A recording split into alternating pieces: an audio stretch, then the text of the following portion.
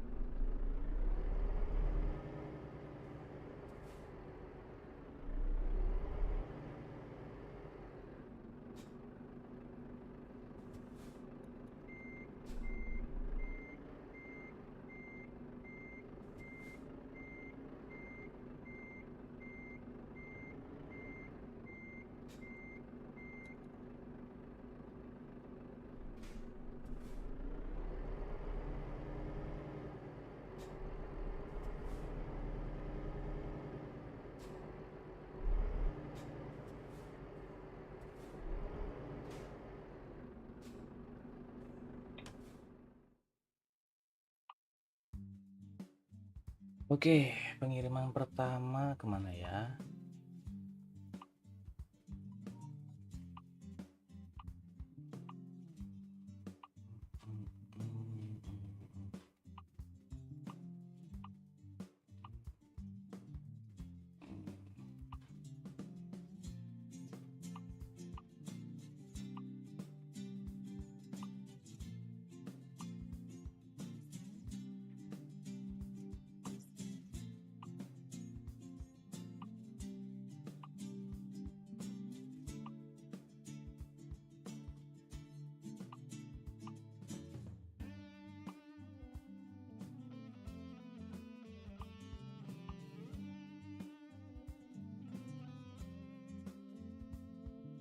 Hanover ya.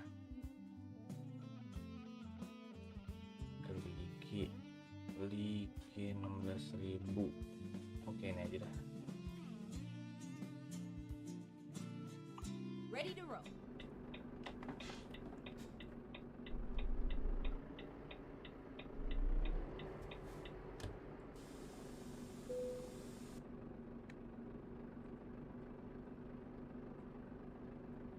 Turn right.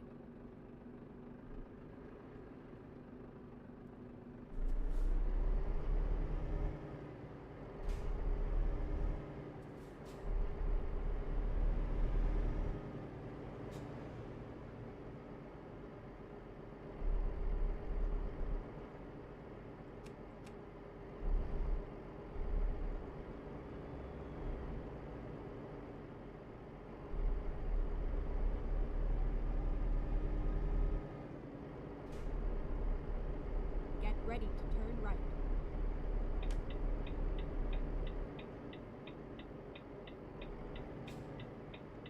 Turn right.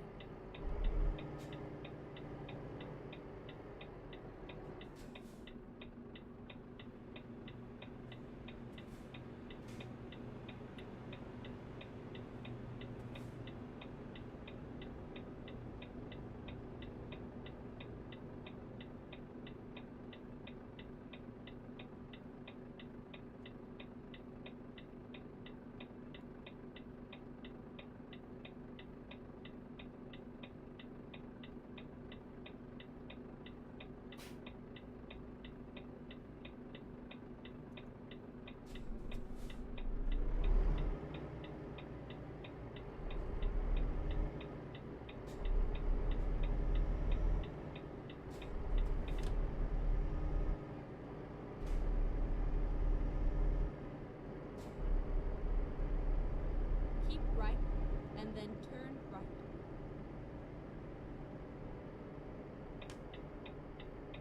Turn right.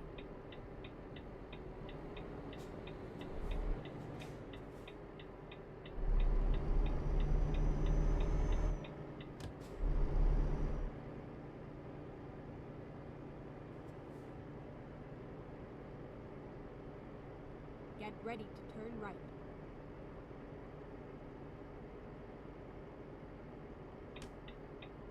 Turn right. Right kan?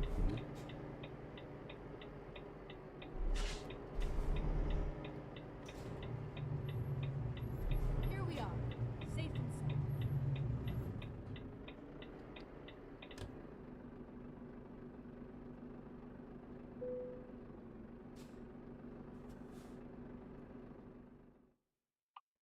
Oke, kita let's go pengiriman pertama ya.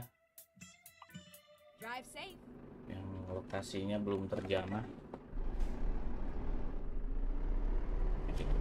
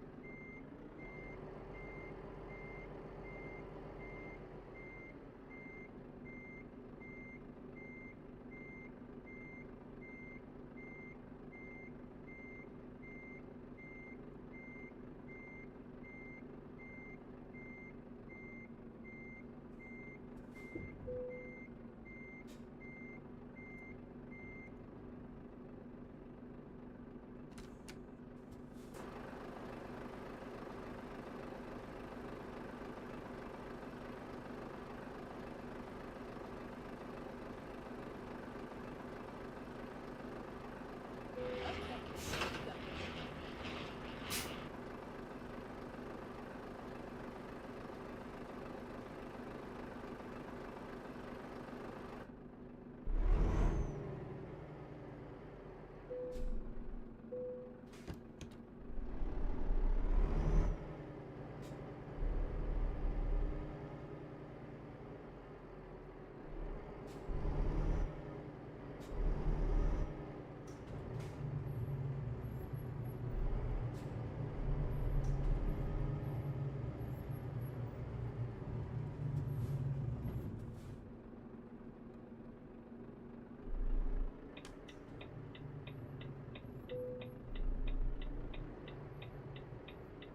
New passage, new update.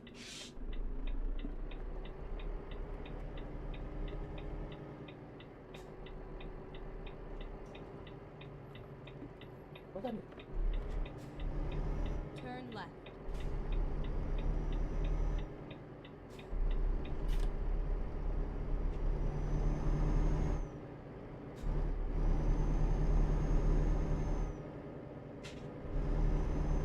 Get ready to turn right.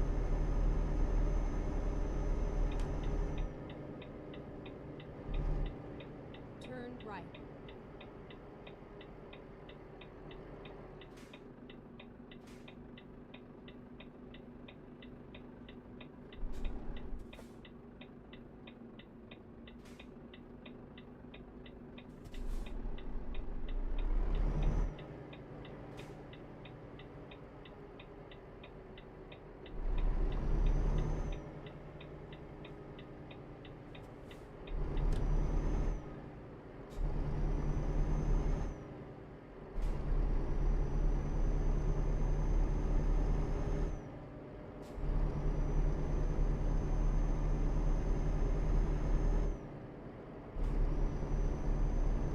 Keep left and then turn left.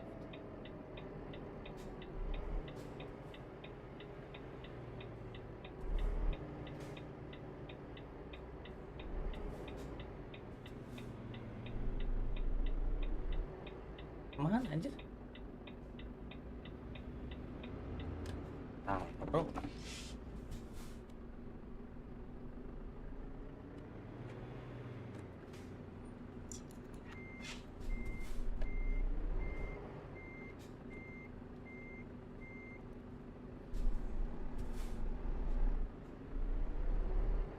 Sorry.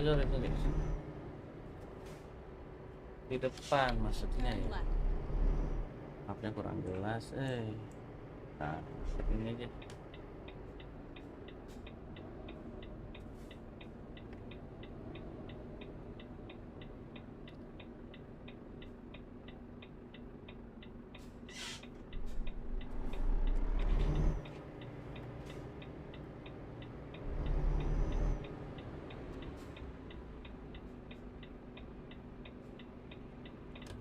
Nah ini bro.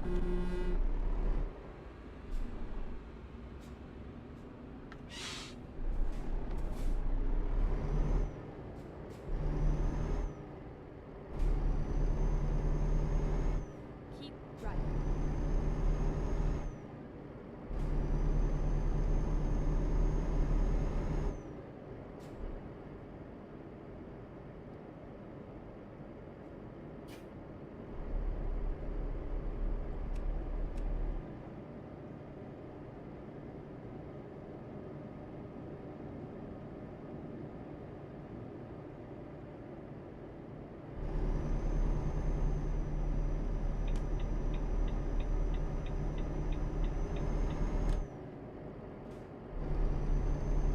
Keep right and then turn right.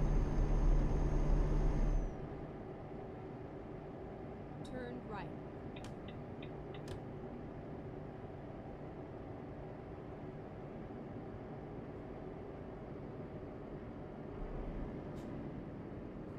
Go straight on.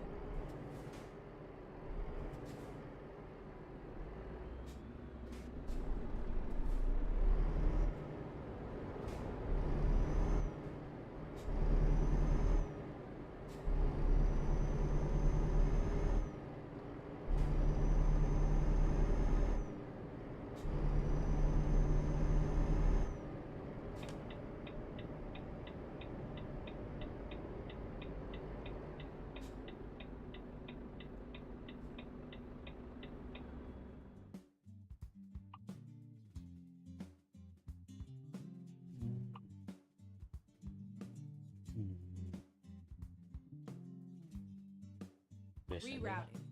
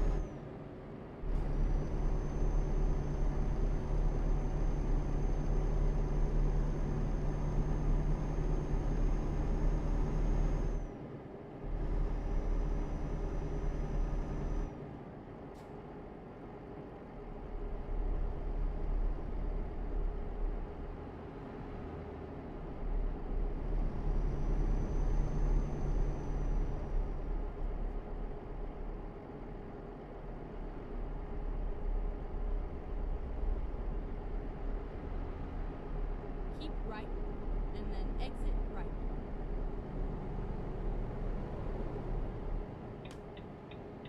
Exit right. Go straight on.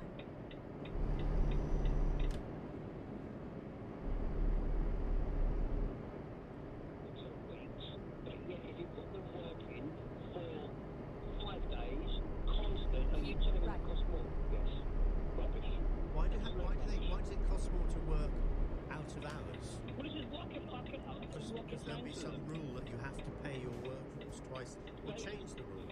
It's the same work. They take it blaming health and safety and noise abatement. I said, hang on a second. Oh, I see. We're going to dig up this bit of road in the middle of nowhere. Who's it going to upset? The foxes and the wildlife? I guess if it's a really slap bang in the centre of an urban area roadwork and you've got some driller drilling through the night, I can understand that might cause noise pollution. But the majority of these things, they're not. They finish at 4 in the afternoon when there's still another 4 hours of daylight. And that's what annoys me so much, and that's why I just gave up driving buses and coaches. Go to Europe and they're 24 hours a day thinking holes done, gone. When I come back from Poland after 10 days and drive up the same street again with all the roadworks, nothing's changed.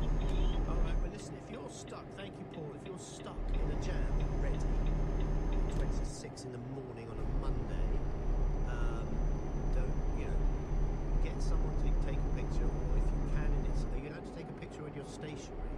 No. So are we saying you can't take a picture of a traffic jam completely? Well, if someone else is in the car, unless you're on a bridge, if someone else is in the car, can they take a picture? Be safe out there. Safety. Here we go. Dan from Lingfield here. Morning in, M26 already at a standstill at 5:30. It could just be weighted traffic, of course. And the idea of being a commuter to me, just my commute, as I say, is a 2 a.m. in, so there's very little around. And there's and 7 o'clock back. Again, I'm going the opposite way. So I'm very, very lucky, although I do have to drive every day. But anyway, the road looks nice. Just there's no space. It's just so there we are.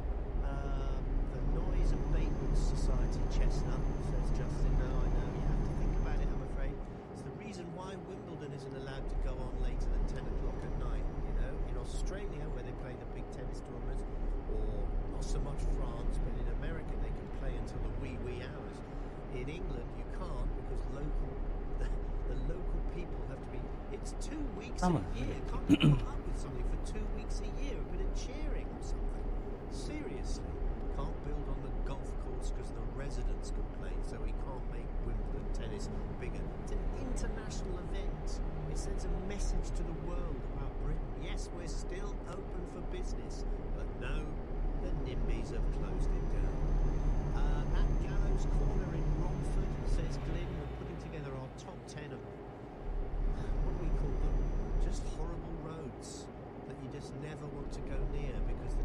is always bad. Why is it always so bad? I mean, if I honestly, I feel such sympathy for anyone who has to drive through one of those under the Thames tunnels, be it the Blackwall Tunnel or what's the other one, Rotherhithe Tunnel, is it? Oh God, every single day. The two places, there'll be somewhere on the M25, sometimes 2 or 3 places that Joanne and her colleagues will tell us in the travel news that is completely chock-a-block, and always the Blackwall Tunnel, one of those tunnels that goes underneath the Thames, always. A Gallows Corner in Romford, there was a temporary flyover which was built in 1970 to join the A127 to the A12 over a busy roundabout. It is still there. And more prone to closure for roadworks, can only get worse. So here we are. Thank you very much indeed, Prod. You sent a picture of the Gallows Corner flyover refurbishment. Okay. Oh, it's unbelievable, isn't it? Come on, you Northerners, wake up. We're just talking about Essex and Kent at the moment. We want some terrible traffic. We've had a Manchester one. Phil's in Penrith. Phil, have we got about a minute and a half? Do you want to wait until after the travel news, or do you want to go for it now? Slip it in now. On you go. There's a lot of whinging going on in the corner there. Of course there is. We're British. That's what we do. You're making the point to just stop all the stuff about traffic jam and cars and roads. Am I? Too many cars, mate. That's your problem. Yes, I said that. 40 million of them. Travel work system allocates cars off the road. Go ahead. Some people odd days off, odd days, even days. Yeah, that's what they used to do in the school system in Singapore when I lived there. You have a session for school children in the morning, and then they come home, and then the other half of that school in the afternoon. Well, let's do it here. Let's do something positive instead of just whinging. Yeah? What's the road situation up like in Penrith? The A66 should be I like all these road numbers that are coming out this morning. I think it's very funny. Why? Because there's such low numbers. We need some big numbers from the north. Oh, the A66, mate. Really? Nightmare at times. Traffic into the lake. Why is it so bad? Is it woke? I think we should start taxing caravans on the road and camper vans. Oh, Phil! Mr. Sensitive point. All right, we'll put it out there. Too many caravans on the road. I'm not going to have an argument with the caravanners. I did it once, and I'll never do it again. You want to? You want to fight with the caravanners? All right. Caravans, there's too many of you on the roads. You're turning wonderful holiday destinations into horrific traffic black spots. How do you plead? And you're terrible drivers. I didn't say that. You said that. And your mirrors aren't wide enough. You can't see what's behind you. And people in horse boxes as well. You should be banned. You should be banned as well. 0345 HGV drivers. No way. I am not going there. I'm not. They're middle laners. No, I'm not going there. 0345. They're our friends. Without them, our audience figures would be down in the 50s. 0345 6060 973. The worst black spot that you know. Tell us about the state of roads where you are. Where's the area of road that have seen the longest roadworks in history? At the moment, someone suggested that this Gallows Corner in Romford, it's being touched up all the time. So whether you call that permanent roadworks, I don't know. But they're still going after a flyover was built in 1970. Oh, I love it. It's 5:45. Here is the travel news with the aforementioned Joanne Webb. Thanks, Ian. There are problems in Chelsea. The Finborough Road is closed northbound from the Fulham Road junction. It's then closed all the way up to Earls Court, and it's because of an ongoing police investigation.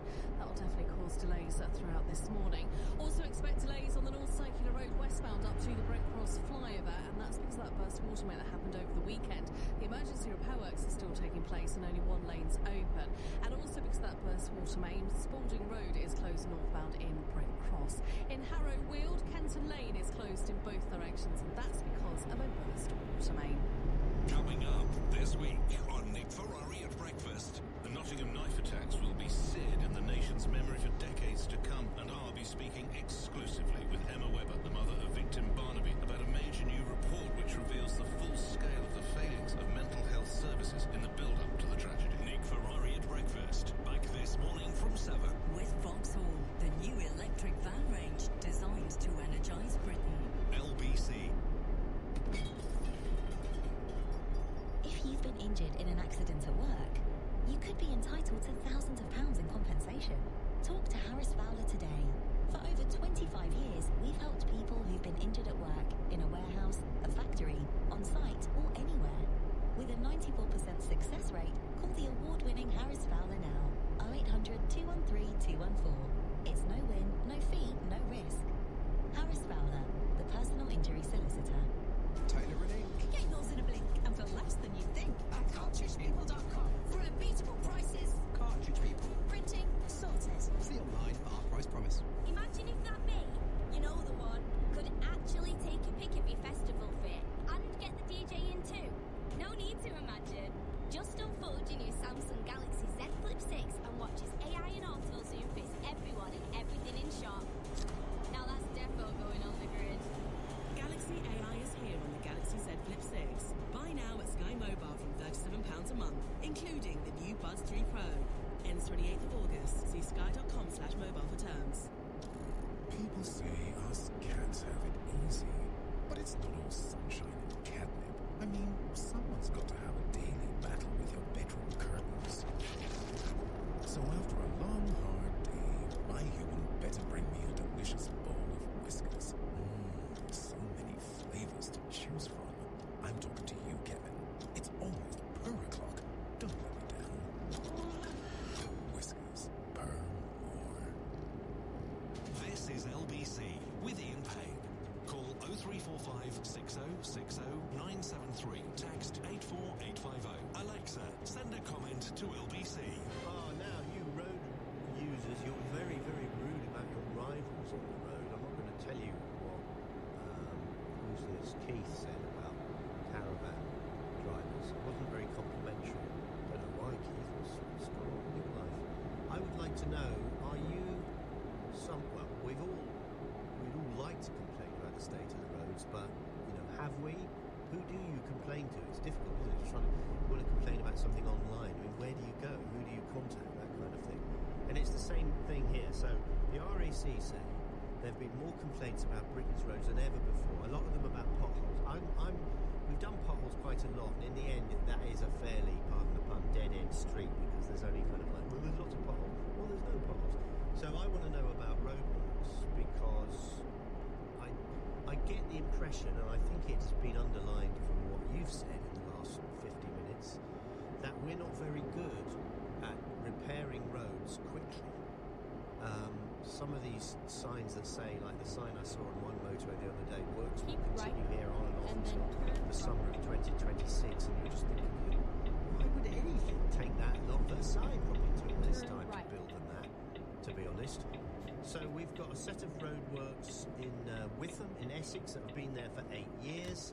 The winner, though, appears to be, we're waiting for someone else to verify this, a flyover in Romford, which is still being tinkered with after being set up in 1970, which is unbelievable. I'd love to know what the situation is like in other countries. We complain about people working in the roads. I know they have to be safe, but sometimes the bollards are appearing 10 miles before the workers are working. I don't know, is that really necessary? Where are the really bad bollard places? Someone said someone's got in touch and said there's a place here in Chelmsford, you sent me a picture, that these roadworks have been up for like 8 months. It looks like they're laying some sort of cabling under there. Obviously there's no one actually working at the time the photo was taken in broad daylight, but there you go. There is a law, says Jack, in Switzerland concerning roadworks. Once started, they cannot stop until work is complete. 3 shifts of 8 hours per shift. Marvellous. Why can they do it? It's not possible, is it? Deji, is it? Lewisham, good morning. What would you like to tell us about the state of your roads? As terrible as they come, I live in Lewisham, which is southeast of London. Lewisham, yeah. And the roads are just, and the roads are just terrible. They are. Given the fact that the roads have to be maintained, the water corporation have.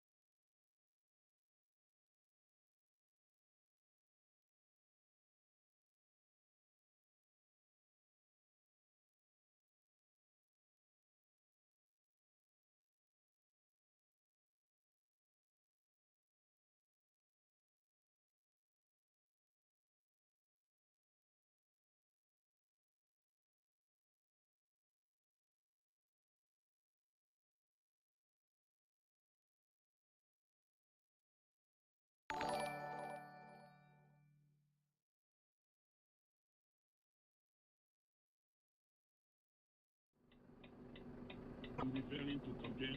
Well, I'm from Nigeria. What are the roads like there?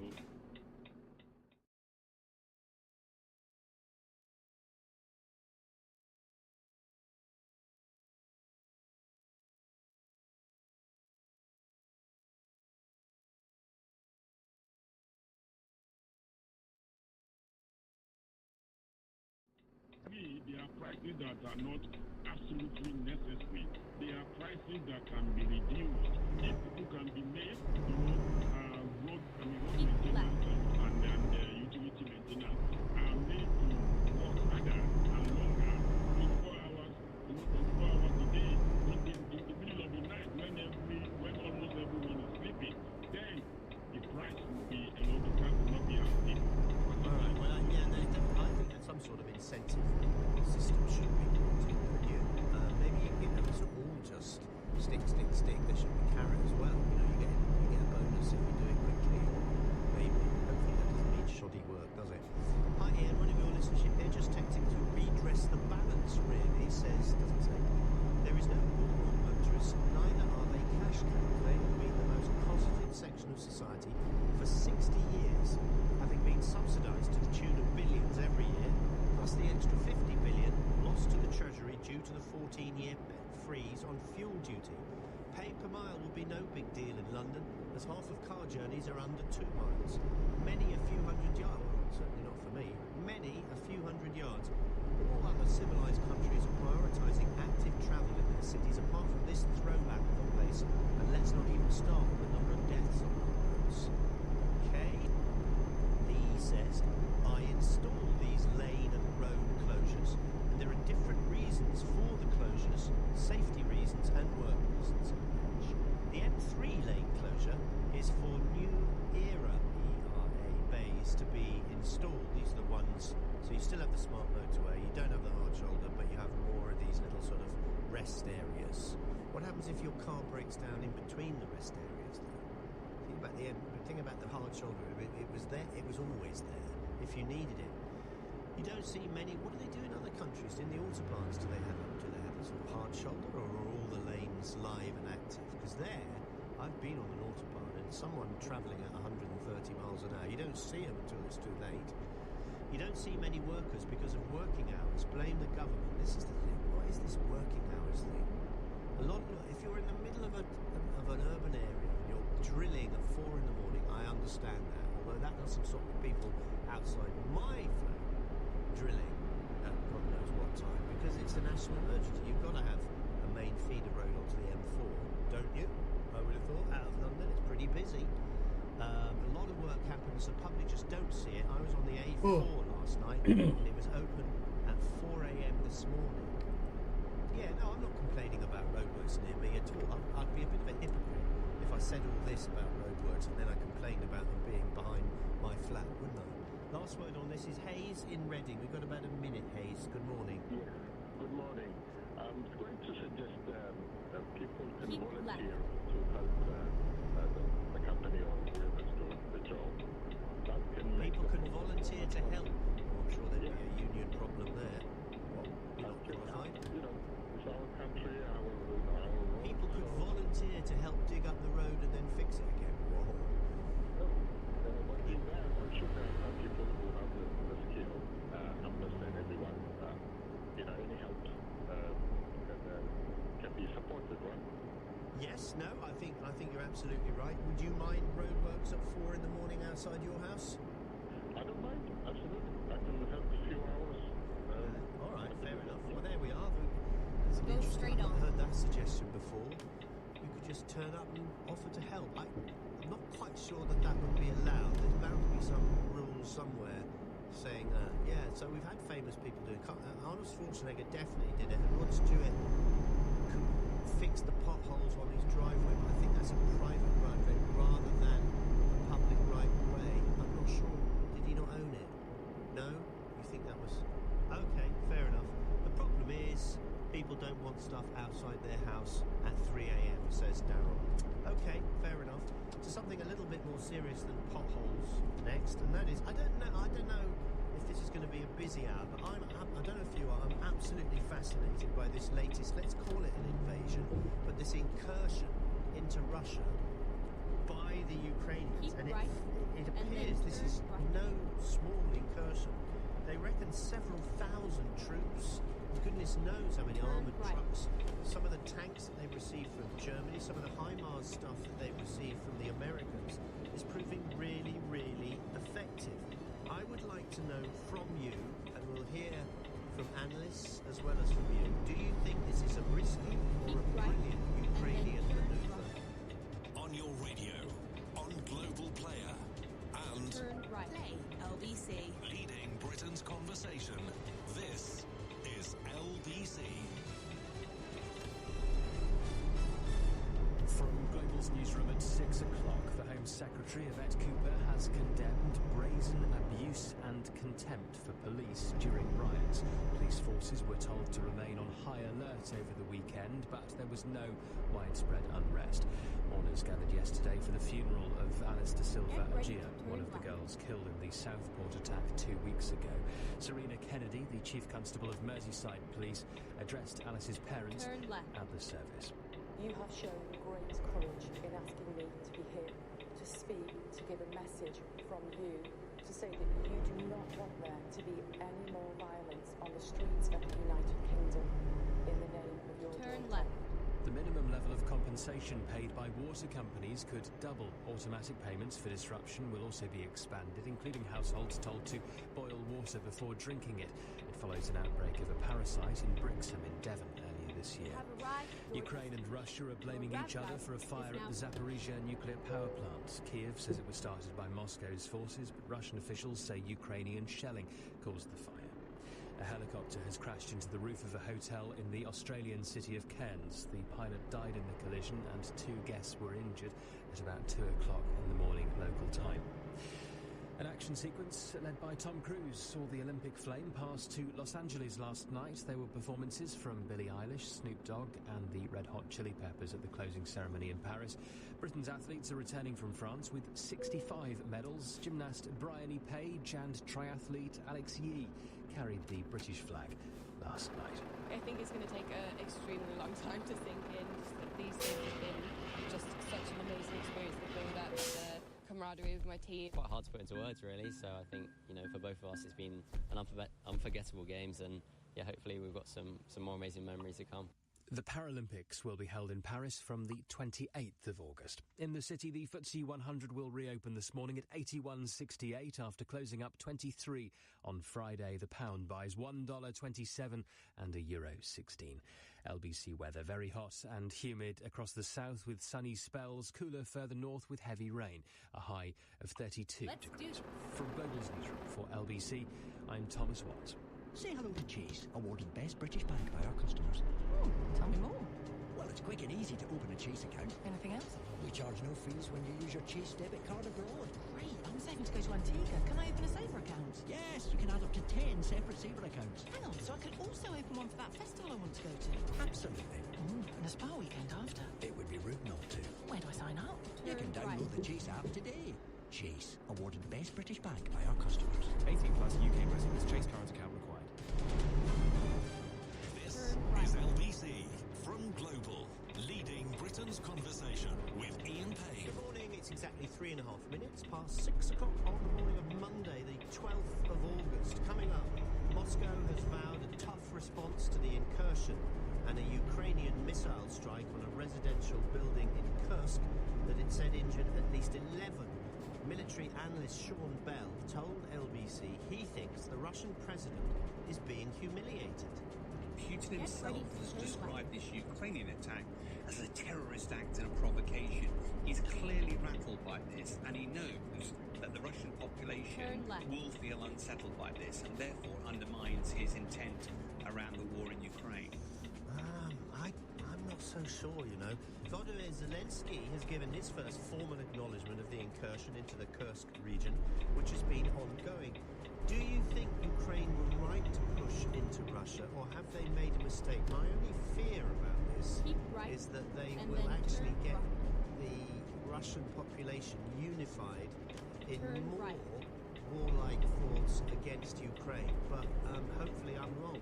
Ukrainians think it will bring peace quicker because nothing else has worked. What do you think? Is this a brilliant maneuver by Ukraine or a military disaster? Also, children in England will be taught how to spot extremist content and misinformation online under planned changes to the school curriculum, according to the Education Secretary. Bridget Phillipson said she was launching a review of the curriculum in primary schools and secondary schools to embed critical thinking across multiple subjects and arm children against putrid conspiracy theories. What, for 8-year-olds? LBC's technology correspondent Will Guyot says it feels like a sensible step for schools to take. But they actually they do an awful lot of this sort of education work with schools and community groups, so it wouldn't be a stretch to have this stuff suddenly added to the curriculum. I'll be joined by Ollie Dugwell, my LBC colleague and an expert on extremism. He's also political editor of Politics Joe for his take. We'll get your business update with Danny Hewson from AJ Bell and we'll look at Monday's front pages. Call 0345 6060 973. Text 84850. This is LBC. Good morning. How are we? We are talking about the incursion, if we can put it like that, mini invasion of Russia. It took everybody by surprise, I think. It certainly took the Americans by surprise. I don't know if they're in favour of it. Effectively, what is happening now is that NATO armaments are being used in Russia. Now, I thought there was some sort of tacit agreement between the West and Russia that wouldn't happen. That would be tantamount to a NATO invasion. But it seems that the guidelines for whatever this conflict are constantly shifting on the sands. So whether or not... I'm fascinated by this. I'm sort of horrified. I'm fascinated by it. I kind of like the... I'm intrigued by the military analysis. Fantastic piece done by Michael Clark, who you've probably listened to on LBC or Sky News. Writes loads of fantastic articles. Wrote a great one in the Times over the weekend. He says invading Russia is Zelensky's riskiest decision yet. I think I probably agree with him. These guys get cut off, get surrounded. You know, that's some of the best Ukrainian troops they've got and equipment. And the Russians will pour thousands of troops in here because that's just Putin's way. He will not allow this to happen because it's the first invasion of Russian soil since 1941. Pardon me, I suppose they're being border skirmishes. I don't know much about it. And Kursk, of course, was a famous battle when the Russians were defending against the Nazis. So there's all sorts of historical overtones and undertones going on here.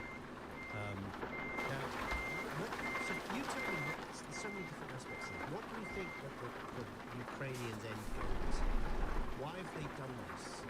They've taken a lot of troops, and well-trained troops, some of their best troops apparently, from Ukraine, which was in a defensive mode against a very slow, but it was progressing Russian force in Donetsk.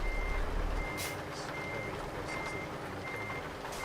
And they decided to switch them, so they attacked further north across the border, and they've made it, some say, up to 40 kilometres into Russia. 76,000 people have been evacuated from Russian homes. The bombardment of Ukraine continues, but I would love to hear what you think. If you've got any military background, you've got any strategical, historical, warlike background, I'd love to know what you make of this. I'm sure there are parallels in history. I'm not enough of a military buff to know enough about the details of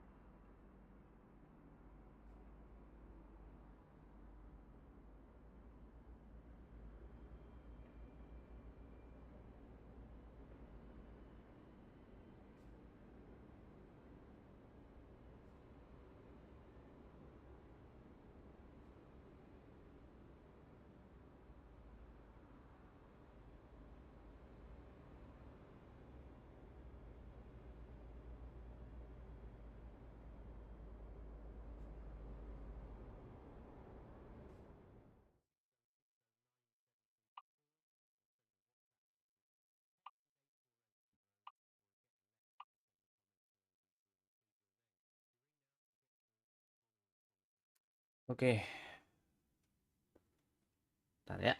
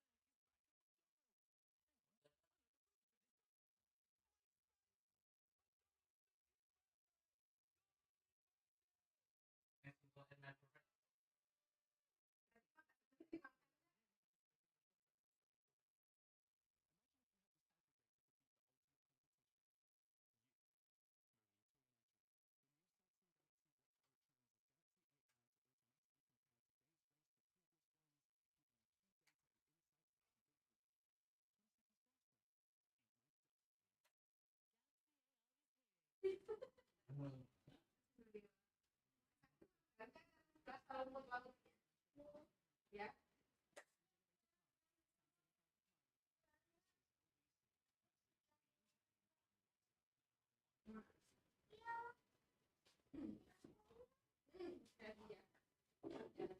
Ya.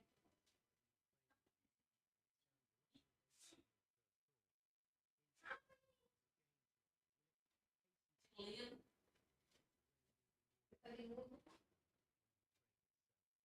Kita nanti kembali ya.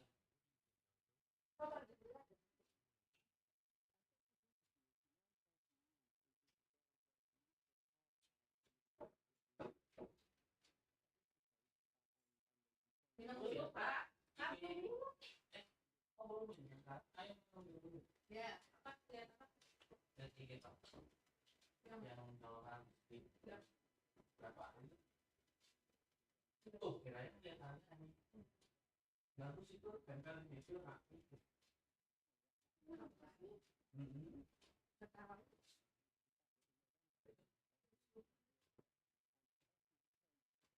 Ya, harus istirahat di jendela.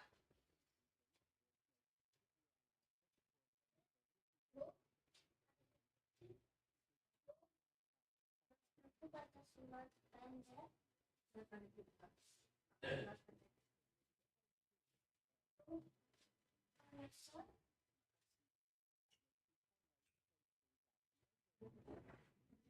Katanya nulis itu PA. PAI yang disuruh.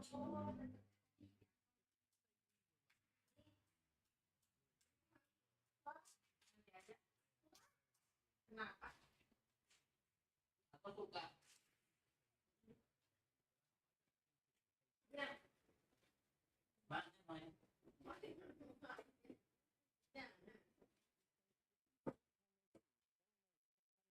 Itu doang deh.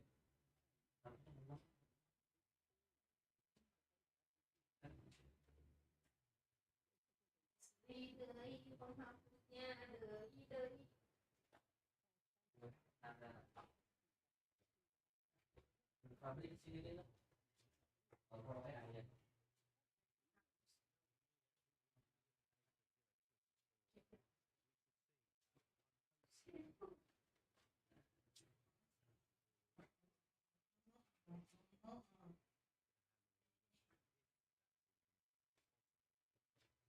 PR ini KPR menulis.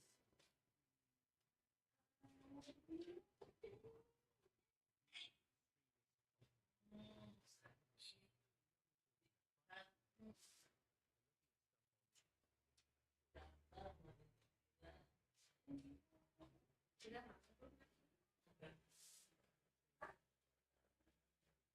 Lihat ada.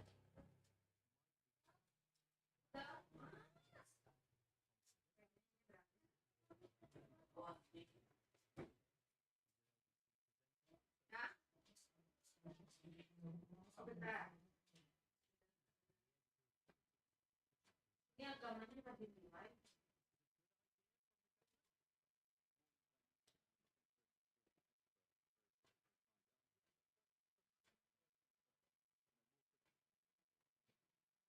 Yang ngajarin agama Pak Mudi halaman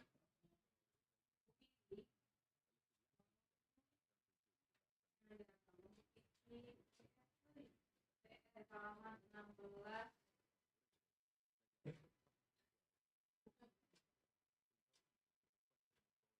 Pencerahan reklamasi. Indonesianya keren.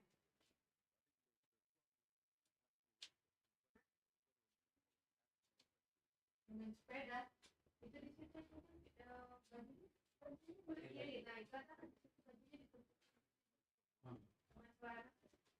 Pakai baju ya, karena basket.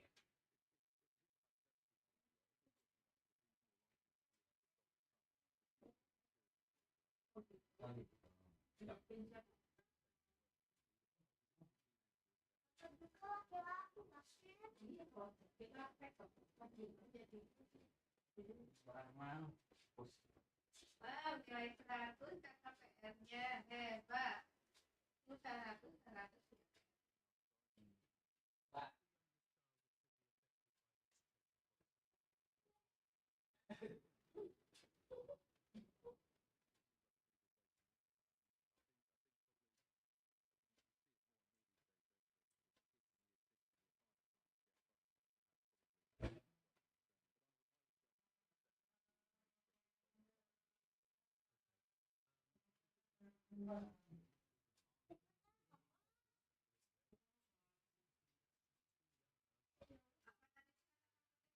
Disuruh surat rekening itu apa lagi? Papel alih kelas. Kelas dari mana? Dari anak sudah dipakai. Wah, jadi ini ada PR dari itu kan cerita Sunda. Ini kenapa memang? Tidak. Kenapa? Buat apa? Tidak. Nanti lagi sampai aku mau. Oh, ya.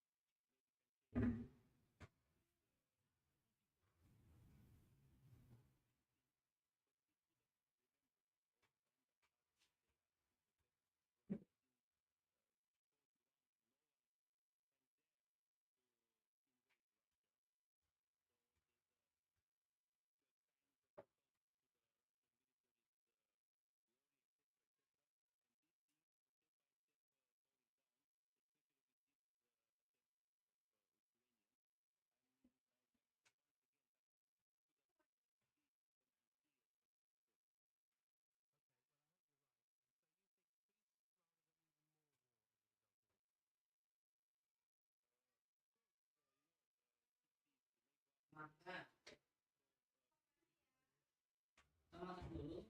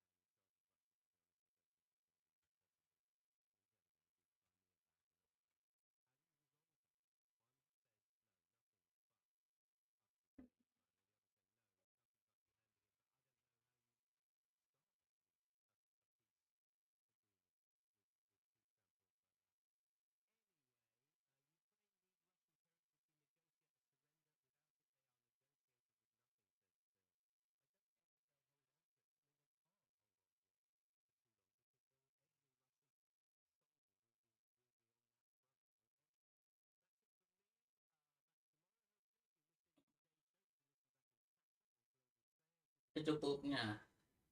Kau alasin papa mau itu.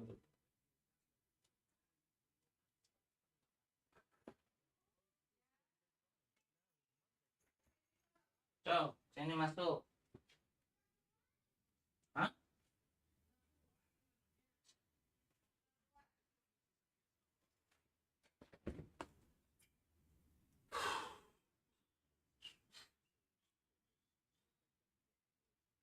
Ngopo? Mana?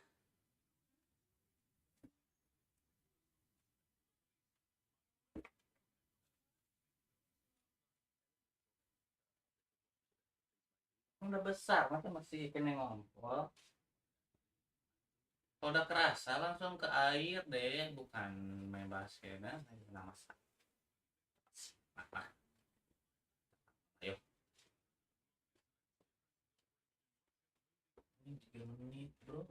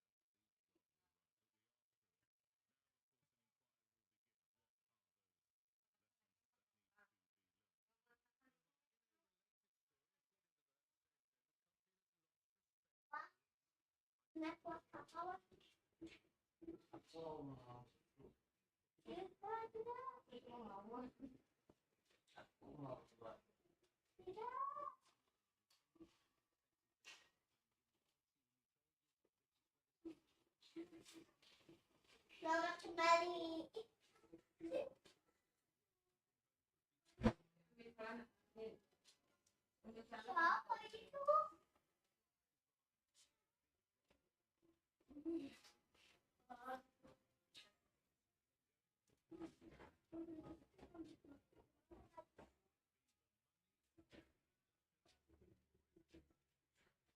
Siapa itu?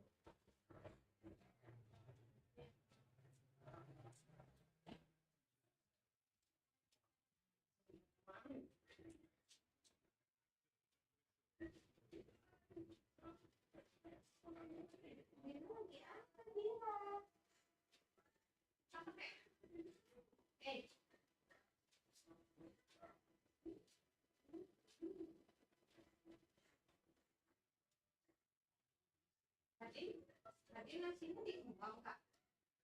Telurnya juga dikembang. Benih tak?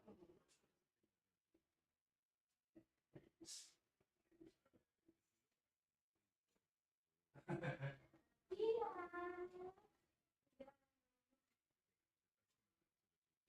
Nah, oke.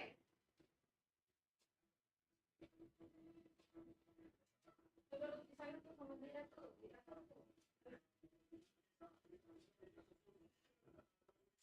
Ini kolak. Ini goreng.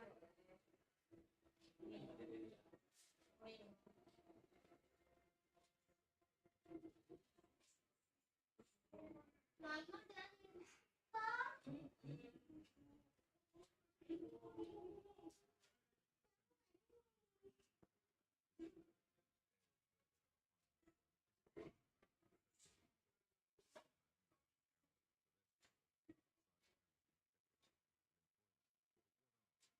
harus rapi kalau naik dia.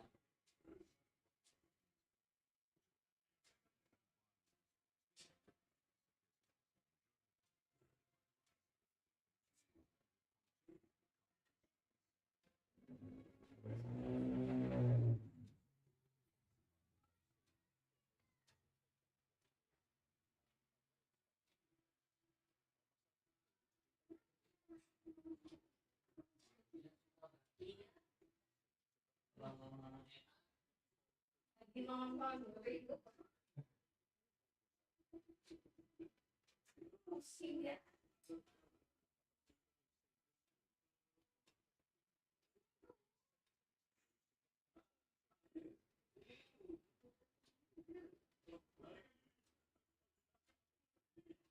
Kenapa ini? Kenapa bu? Mau nggak?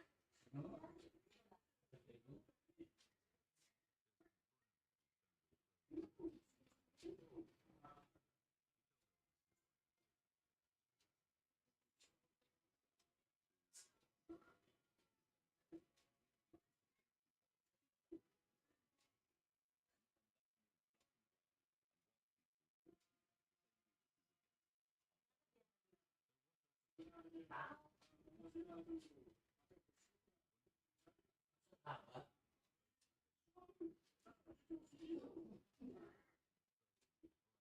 Yang matanya. Kita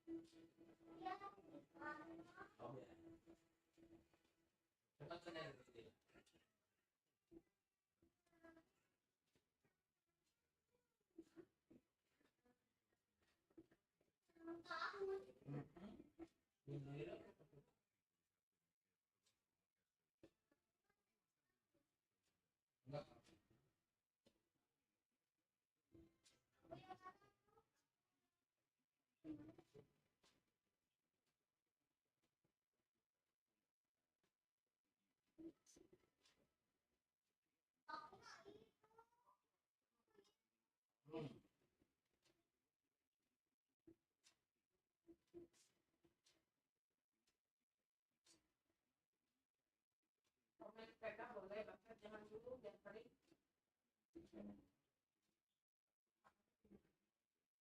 Main sepeda dulu deh. Jadi jangan dulu besar. Ini masih basah lu taruh.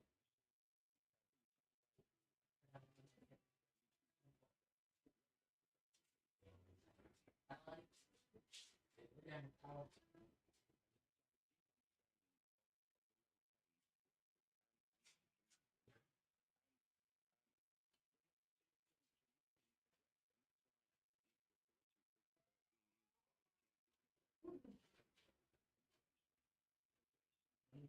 Tabung,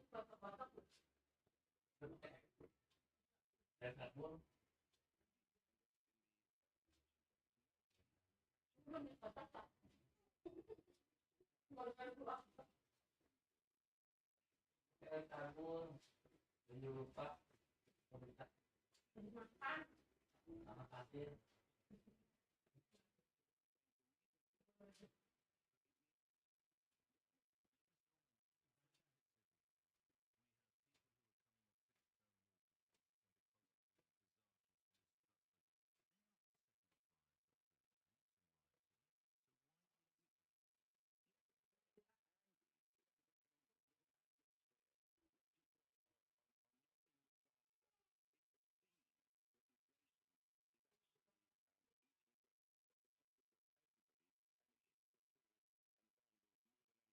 Mesti mau buang ini dengan salah sorangan.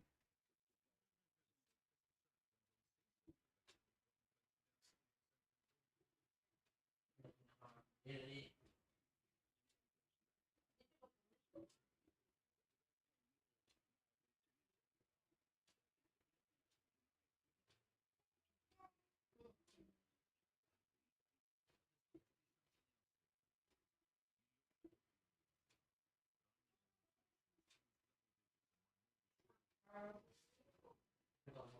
yang gini ya.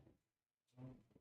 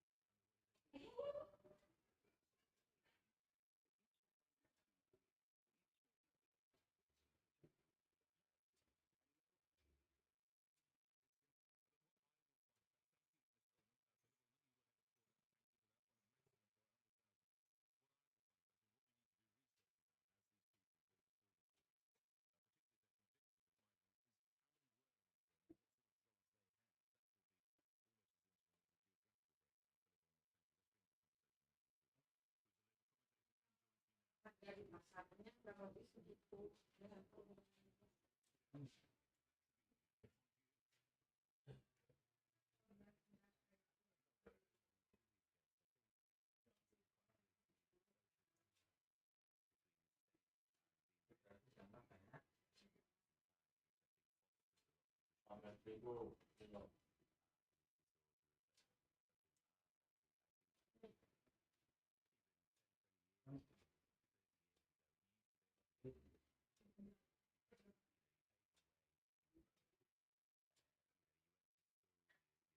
Oh, gitu.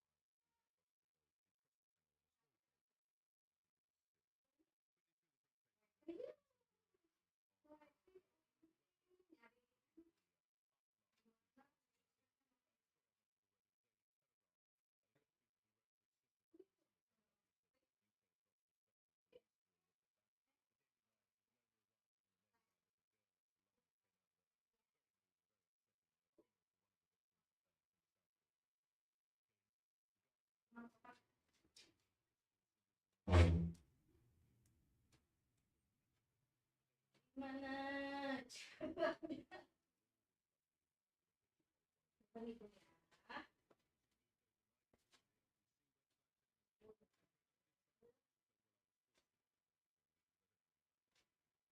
Ini teh di mana? Ini teh.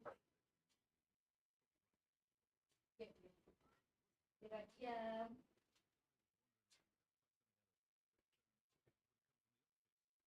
Apa minta tolong? Bukan. Ah. Ah.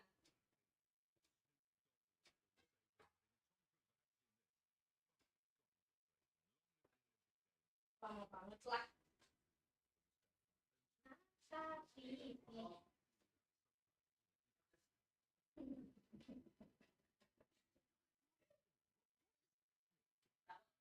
cepat.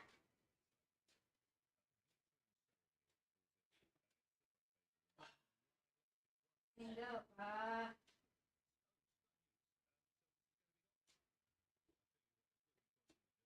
Minum apa nih?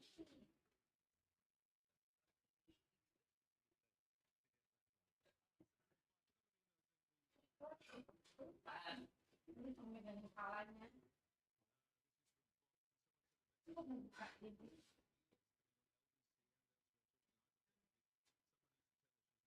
Tapi yang dia bilang, tidak baca soalnya.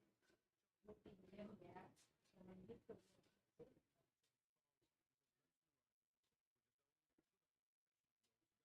Miring.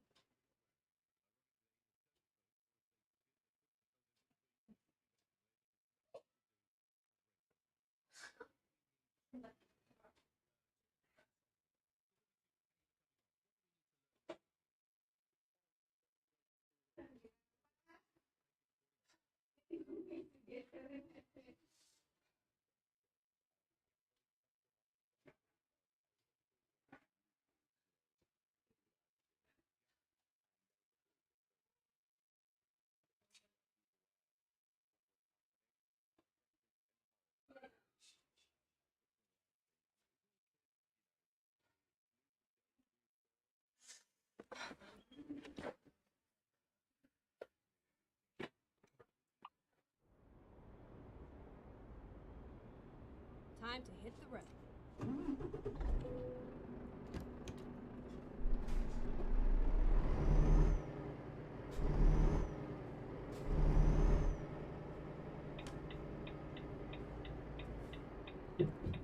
Turn right.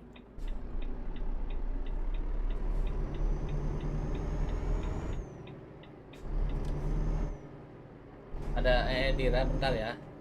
Go straight on.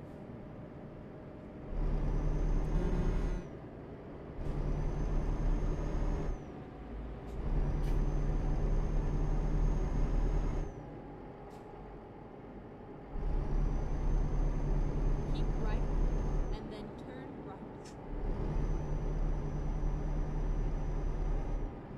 Turn right.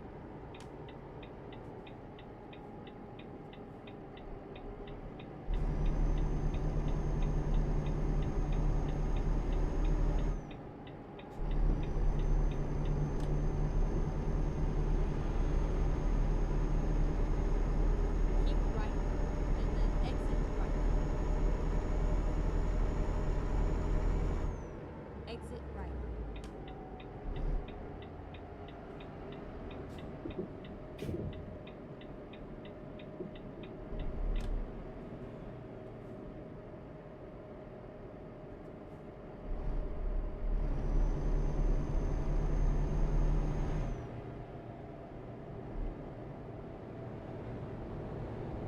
Keep right and then turn right.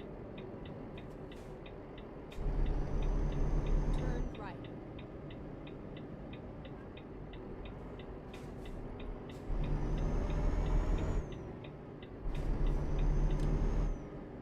Get ready to turn left. Turn left and then turn left.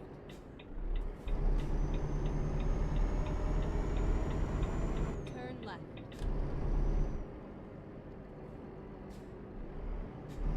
It's all over now.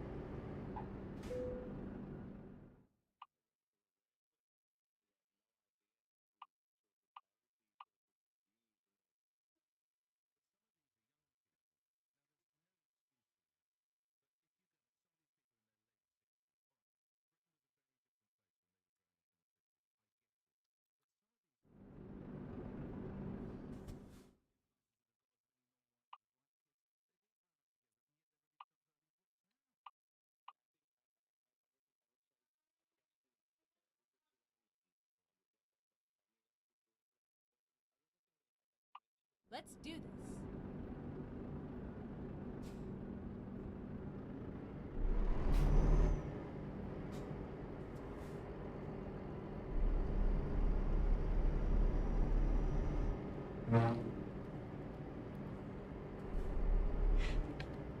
Turn right.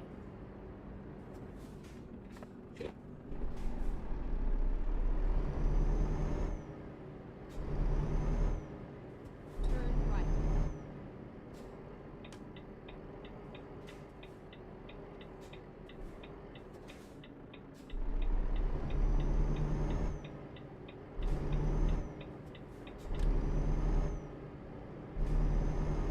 Get ready to turn left.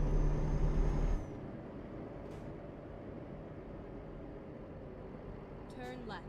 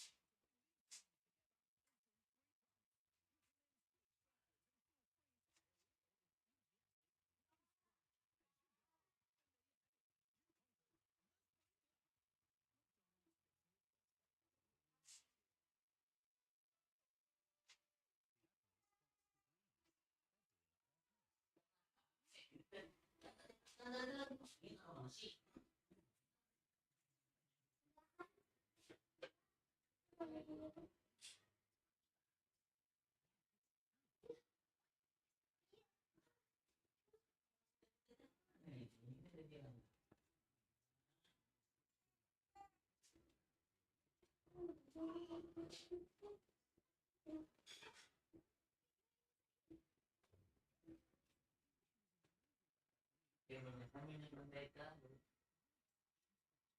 yang spesial nasi goreng yang Tuhan oh ngomong masih deh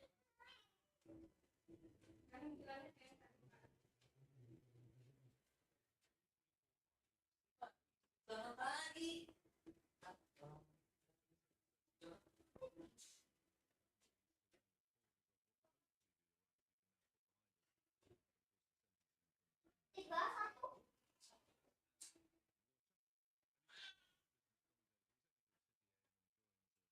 nggak tahu nih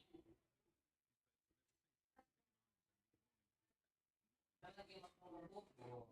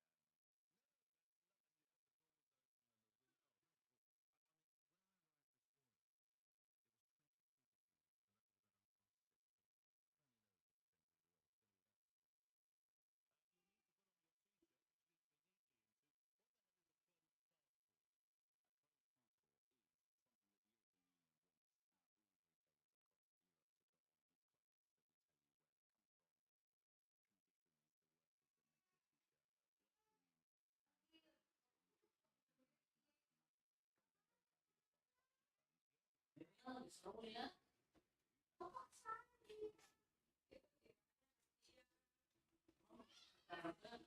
nggak ditemani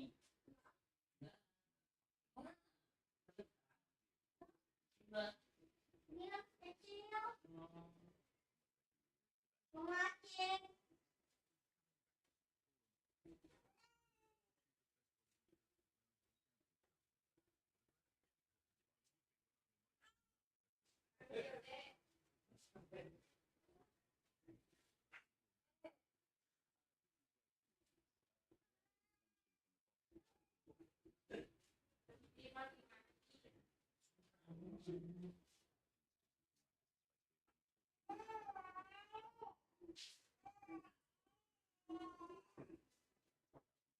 iya iya iya iya gitu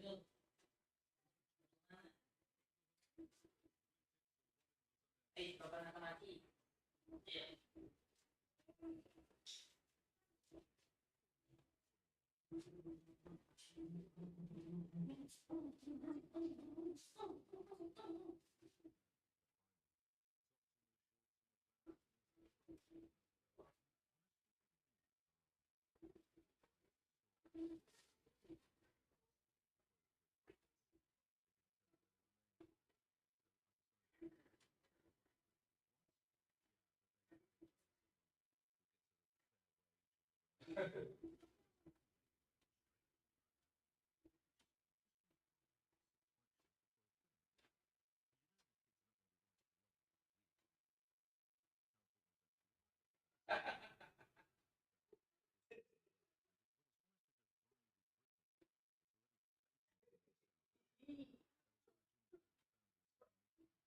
lucu itu boy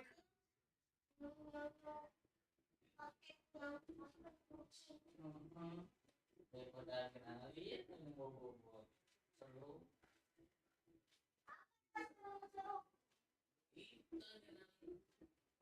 nanti kita layangkan surat ke TV 24 jam bobo boy 24 jam bobo boy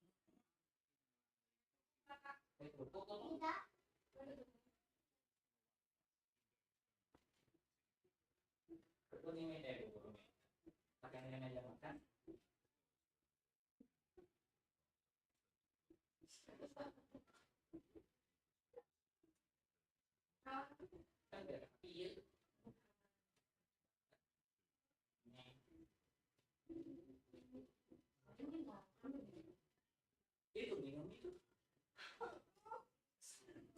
Lupa aja dari sini ke kamarnya, lupa aja.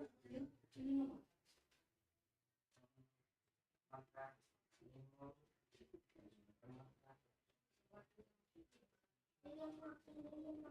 Minum banyak.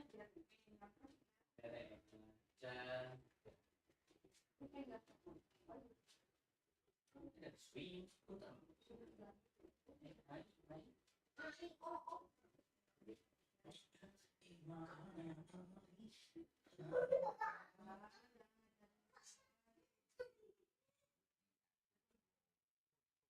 Tadi buset. Oh, CD ini saya.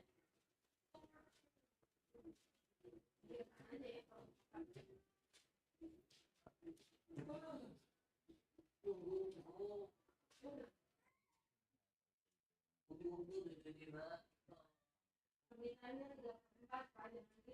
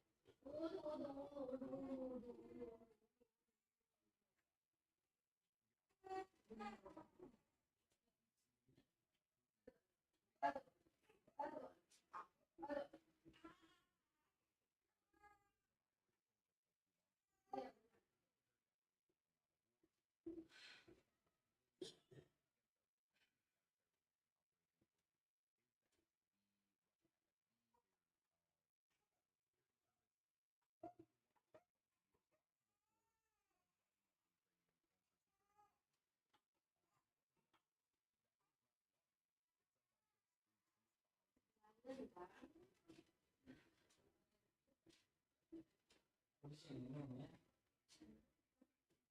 Kita benar.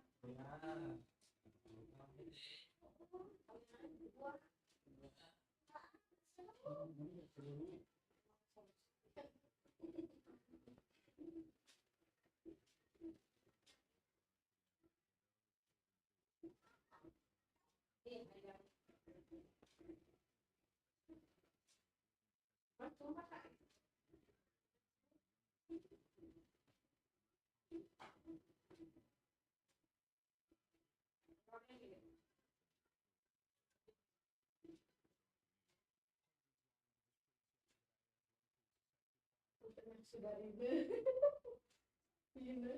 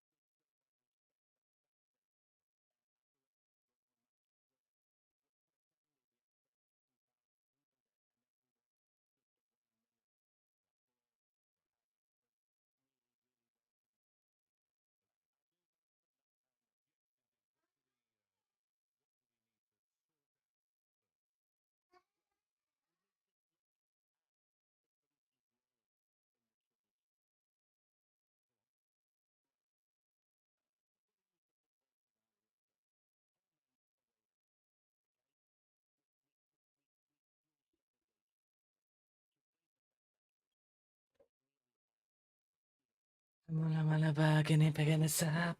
Bimi money.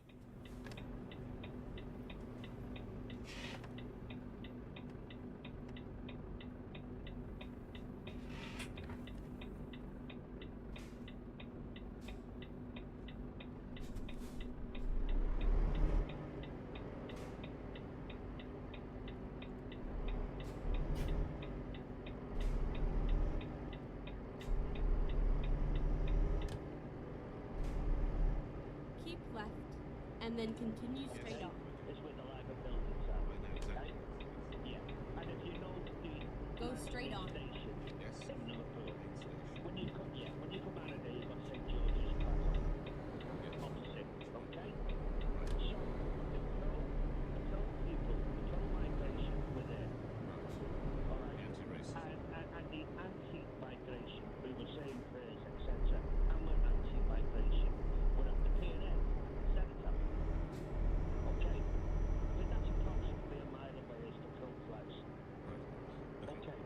So at half time, say, the police decided to march escorted the gang from 9th Street down to the pier head and left them 10 metres away. I see. Okay, I've got it. So these policing tactics, well, I think certainly Merseyside police, South Yorkshire police will have to look at how they allowed officers, very brave men and women, to literally have their back against a wall and have chairs thrown at them. So it's the policing tactics, Mike, you want to look at. Thank you for that, sir. Have a good day. I hope you enjoyed your weekend as the football season starts again. Well, all but the Premiership, of course. Thank you for that. Nick in Croydon. Nick, again, what do we need to take from this? What is the first lesson? Morning. Morning, Nick. The first thing is the law must be applied freely and fairly without fear or favour. Yeah. The perception is, rightly or wrongly, the perception is that it's not. And I think where there's...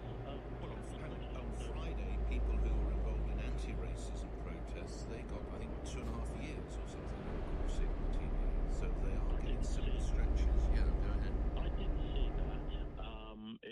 So maybe I missed that. Well, we can't be across every single one. I mean, 900 people might be charged, so it's difficult to No, sure. Yeah. But there are two high-profile cases, which I won't name, where people have attacked the police.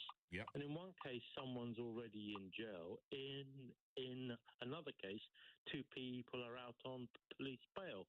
Well, this, of course, I know what you're talking about, and I'm prepared to say this much, Nick. That is, of course, the Manchester airport attack. And we've already asked the government minister, why is it taking so long? We wait, we watch. But you're right, Nick. If that goes before the courts, and we must preserve, of course, anyone's innocence prior to any charge. If that goes to the court, and upon conviction, we need to have the same severity. Nick, thank you for that. John, sit carefully. John, your view, what do we need to learn? Good morning. We need to learn to put things right. What we what the government and the powers that be have to recognise is that these people are not working on facts. No. They're working on perceptions and emotions. And how do we control those emotions? Because they can be very dangerous. That is it. Can we control them? We're not where you've got a Prime Minister saying, I will protect Muslims.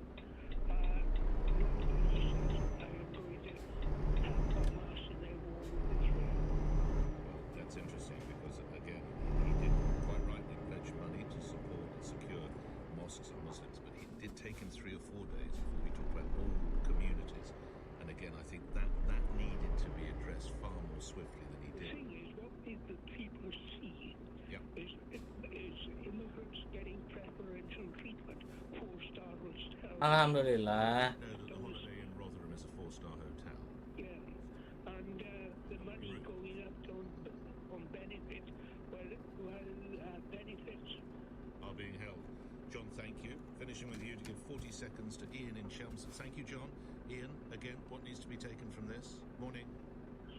Good morning. I think we need to all accept that we're living in the United Kingdom. We need to accept each other's races and religions and become part of what is the United Kingdom. Right. And it doesn't matter what part of our society you come from, whether you're from the who throw chairs at police officers. So what are we going to do to those who do? Well, we need to educate them and make them understand that not everyone is... Some of these people are in their 30s, and indeed actually in their 40s. How are we going to educate them? Well, it all comes back. Those people are lost. We need to concentrate on their youngsters so they're not breeding their youngsters to follow in their steps. Well, that makes sense, doesn't it? Ian, the music means we must move on. Education, you're not the first person to suggest that. Grateful for your input. All right, the conversation will move on. How proud would you be if you heard your son or your daughter or your grand say, well, I'm going to be a doctor? Well, sadly, there's a significant drop in young people who do. Is it down to this? Hey, Andrea, just get a boy. The baby in 5 minutes. And it's free? Yeah, free, completely free. Not even allowed to accept tips. Ben Whishaw playing to Adam Kay, the doctor from the hit show. This is going to hurt. Blame in part for this. We'll be speaking to Adam Kay about that. Also...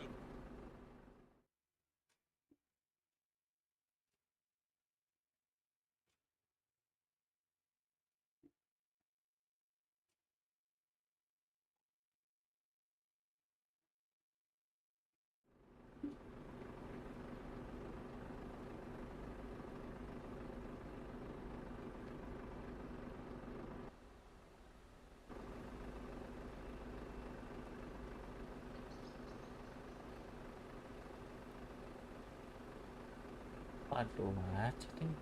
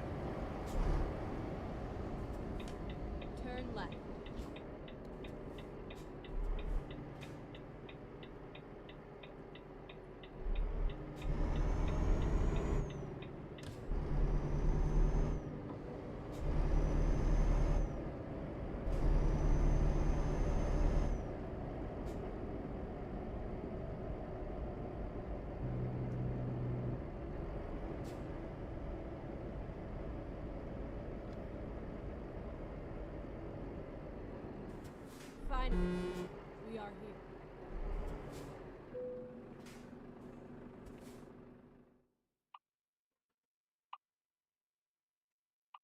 Ready to roll.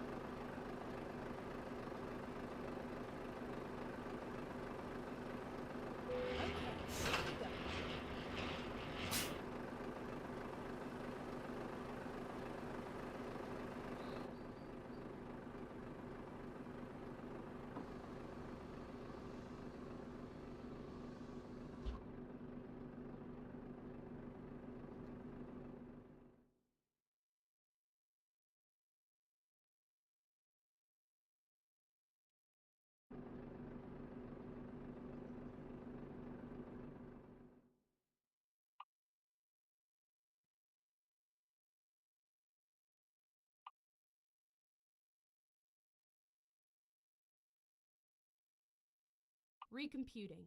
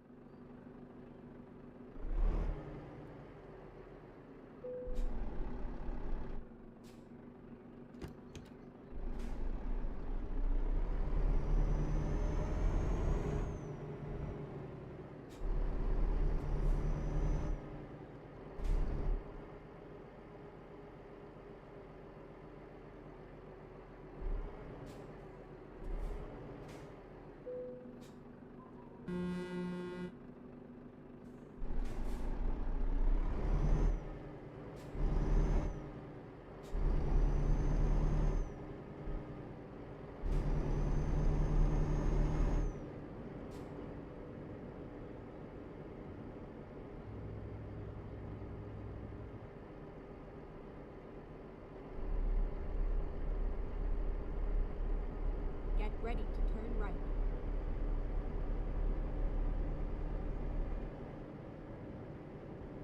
Turn right.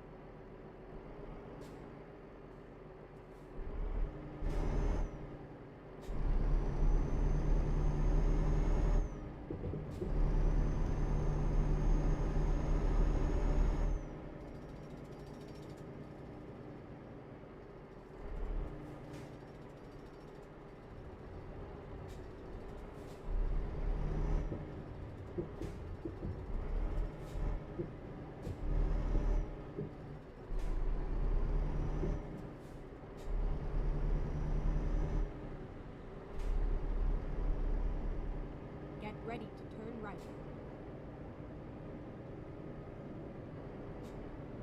Turn right.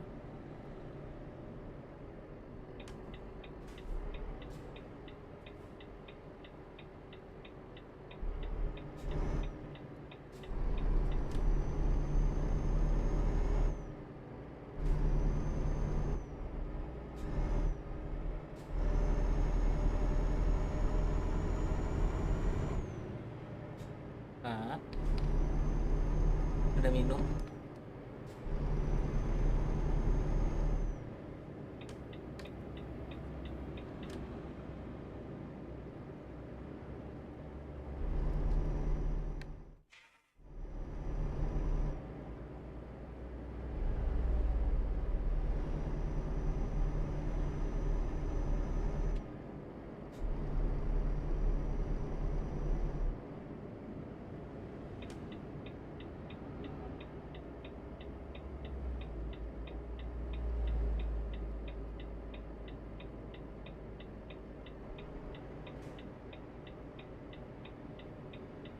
Okay, let's find a new route.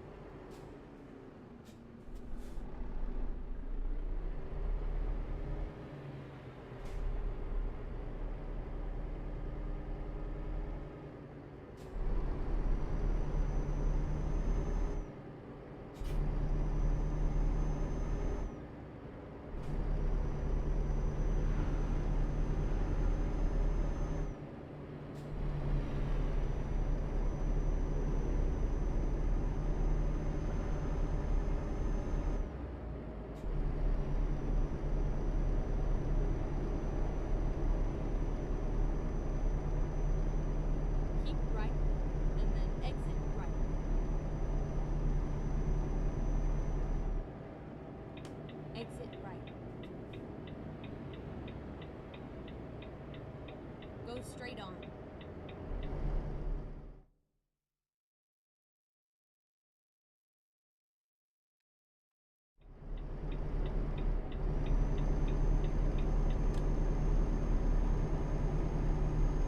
Keep left.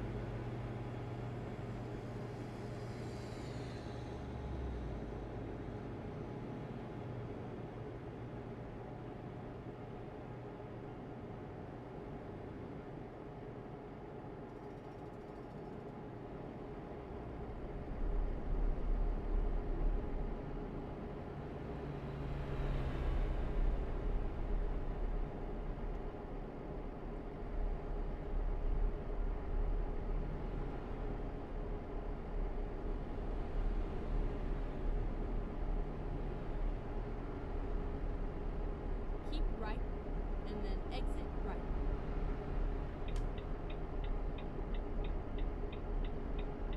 Exit right.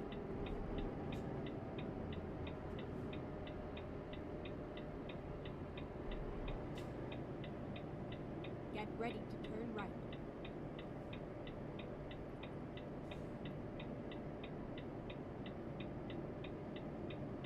Turn right.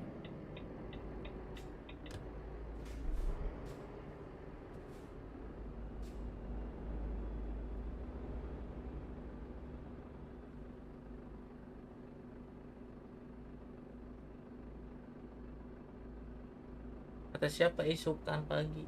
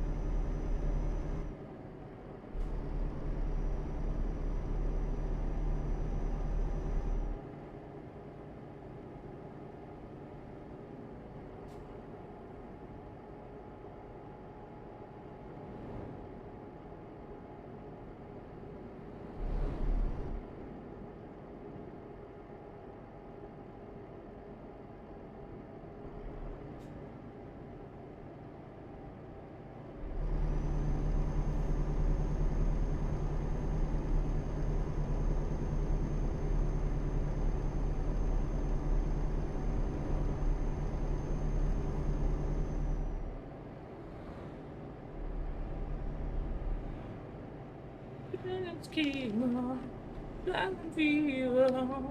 Oh, wait, oh.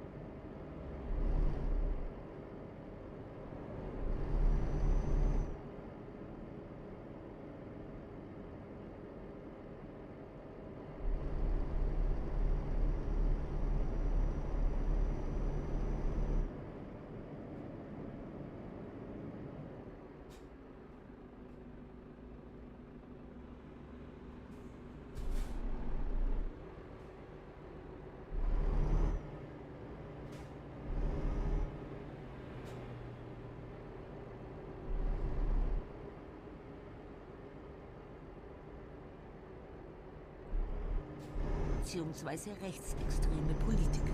Und jetzt in den letzten 2-3 Jahren hat sich ja wieder so eine Deindustrialisierung breit gemacht, auch bei uns im Saarlocher Kreis. Vergangenes Jahr hat nach 132 Jahren die Triptychs Porzellanfabrik ihren Betrieb eingestellt, Ersten Weltkrieg, Zweiten Weltkrieg überstanden, Enteignung und Treuhandanstalt überstanden und ist eben an dieser ökosozialistischen Kommandogesellschaft zerbrochen. Uwe Thun sagt das, AfD-Landtagsabgeordneter aus dem Saale-Orla-Kreis. So pack your Lexus and throw your keys up.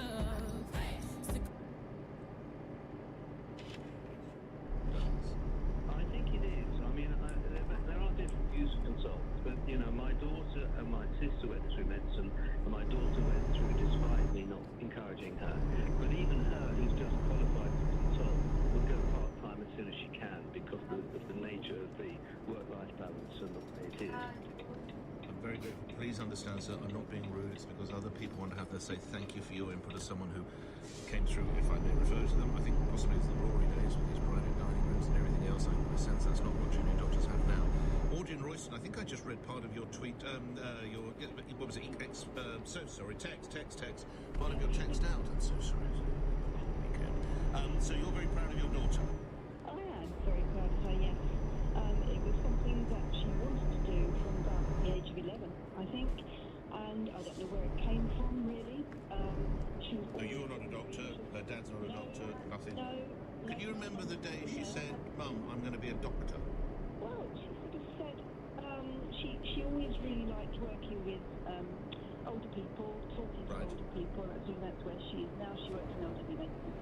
And she said, well, I could be a doctor. I'd like to be a doctor. And I said, well, then go for it. And I thought, well, this might be something that fizzles out, but it never did. She always wanted to do it. It was always her dream. She did it. And she's now been doing it for a decade, if I recall correctly. Well, as a consultant. Oh, right, okay. Do you think it's given her everything she hoped for, if you were to ask her that question? I think she would, in relation to the patients, looking after her patients, yes.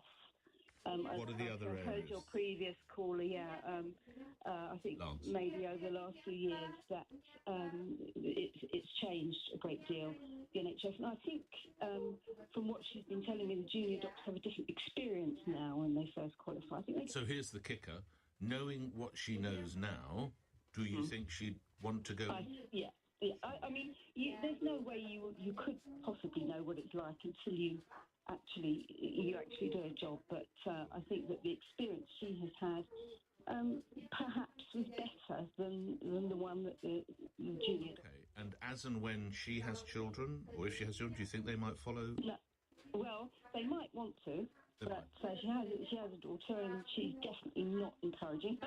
She's not. I mean, it's hard. It's It is. very, very hard. You know, I don't know whether young people appreciate that. It's not just a case of getting the best A levels. It's much harder than that. Well, I'm sure it is. By the way, I don't know because I'm not know. But you also have to get the best A levels, so it's getting harder. Audrey, thank you so much for sharing stories. As we're talking about education of children, I'll ask other callers to hold a moment, if you would, at 8:24, because now we're going to try and teach our children how to spot fake news. Teaching children critical thinking, so says Education Secretary Bridget Phillipson. Children will be taught how to spot extremist content online in a curriculum revamp. They will arm pupils against putrid conspiracy theories. That's the government's words, not mine. In English, in ICT and in maths. The intervention comes after it emerged children took part in the riots fuelled by online extremists. Well, surely isn't that the parents' job? Where the hell do you think you're going with that brick? I thought I'd go and throw it at a police officer. What? No, it's not a good idea, is it? Why don't you sit down and get your PlayStation like everybody else? What's the matter with you? Jenny King is Director of Disinformation Research at the Institute for Strategic Dialogue. OK, what should item 1 of the first lesson with children reflect or look at? Good morning. Hi, Nick. Thank you very much for having me this morning. Not at all. What are we going to teach? How are we going to teach the children this, then? So I think one of the major building blocks here comes down to fundamental critical thinking. We live in an unbelievably saturated information environment where you have 1,000 people claiming to be credible sources. And before you even get into the specifics of online platforms and how information travels on social media, it's really understanding yourself as a content consumer. Why are you seeking out information? How are you using that information to build a worldview? And are you able to unpack what the agendas or the motivations might be behind the people who are sharing information? And we've done a lot of work in the past in schools across the UK, and that's often where we start, is why do we have information? What do we use it for? And are we able to almost do an emotional check ourselves, that self-reflection, when we come across a piece of content and it's raising some kind of visceral emotion? Can we interrogate that, and does it help us to sift between what might be credible and what might not be? So what sort of age are we talking about this teaching to start, do we imagine? Well, from the announcements I've seen so far, they're talking about primary school going through into secondary school. Obviously, you would have different levels of complexity, and I don't think you would get into the harder topics. How is a 10-year-old to be taught to know whether something's true or not? Well, I mean, children in primary school are already consuming information, whether that is online or offline, and when they're in school, they're being taught how to assess information and how to think about it critically. And I think that can start all the way down into primary school. We've done programming before with young people that age, and actually they're often really nuanced in the way that they think about information because they're hugely curious about the world. Can you give me an example of that, where they've shown that level of emotional advancement? Absolutely. So if you, for example, if you show them a charity video, so a campaign that is trying to ask people to donate to something, and you say to them, what kind of techniques are being used here to be persuasive, to try and convince you that this is a cause worth fighting for? And they're able really to identify, oh, well, it's using these aesthetic methods, or it's using this kind of language in order to make me feel empathy or make me feel sympathy. And so immediately you're helping them to understand it doesn't necessarily mean that that's a bad thing, that having emotions to content is always negative, but they are immediately able to identify some of the techniques that are being used to try and engage with them as a consumer of that content. Lastly, how will we know if these classes are successful? So there are ways of testing. You can do knowledge testing and competency testing, but I think some of the best ways is what you might call action research. So actually getting young people to do projects where they're enacting some form of critical thinking or of digital citizenship, you might call it. And in that process, you can see have they really taken on the attitudes and the knowledge and the skills that you would hope when they are navigating this really complicated information space. Jenny King is Director of Disinformation Research at the Institute for Strategic Dialogue. Thank you. 8:29 is the time. Let's come back to medicine and why young people are choosing not to get into the profession. Mo's in Taunton. Mo, you did it, did you? Good morning. Good morning. Great show as always, Nick. Thank you. You're in medicine. I am in medicine. I have been a consultant now for 10 years and gone through the junior doctor route, obviously. It's hard. It's really hard. But actually the rewards are great. There are nights and days that you can't sleep because you see patients and dealt with difficult situations. But when you make it to the other end, like anything else, the rewards are great. The problem is your niece or nephew asks you, I'm thinking of being a doctor. What do you think I should, Uncle? What would you say? Absolutely. I mean, I've got a 4-year-old daughter, and so in time, I keep telling her that in time she should be a doctor, but it's not for everyone. And doctors used to have a place in society, and I think that's lost slightly. What do you make of the way the union has portrayed your profession?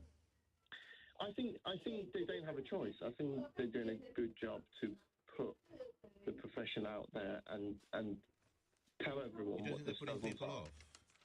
I think if that puts people off, they shouldn't do medicine. Medicine is really difficult, really, really difficult, and you have to deal with difficult situations. And I think if those things are, I heard you talking to Adam, and if that's putting people off, they shouldn't be doing medicine. Great hearing from you. Good luck with your daughter. Thanks for the work you do. Coming up in the next hour, between the Olympics and the Paralympics, the National Federation of the British Olympic Association was given £385 million in government and lottery funding since Tokyo. £385 million, obviously, over 4 years. Oh, actually, no, I'm so sorry, over 3 years, because they had to do 21, didn't they, for Tokyo, because of COVID. Mark England, the team's long-serving chef de mission, said in October of last year, the wheels would have to have come off not to be in the top 5. You might be aware, Great Britain finished 7th with its most disappointing performance for some years.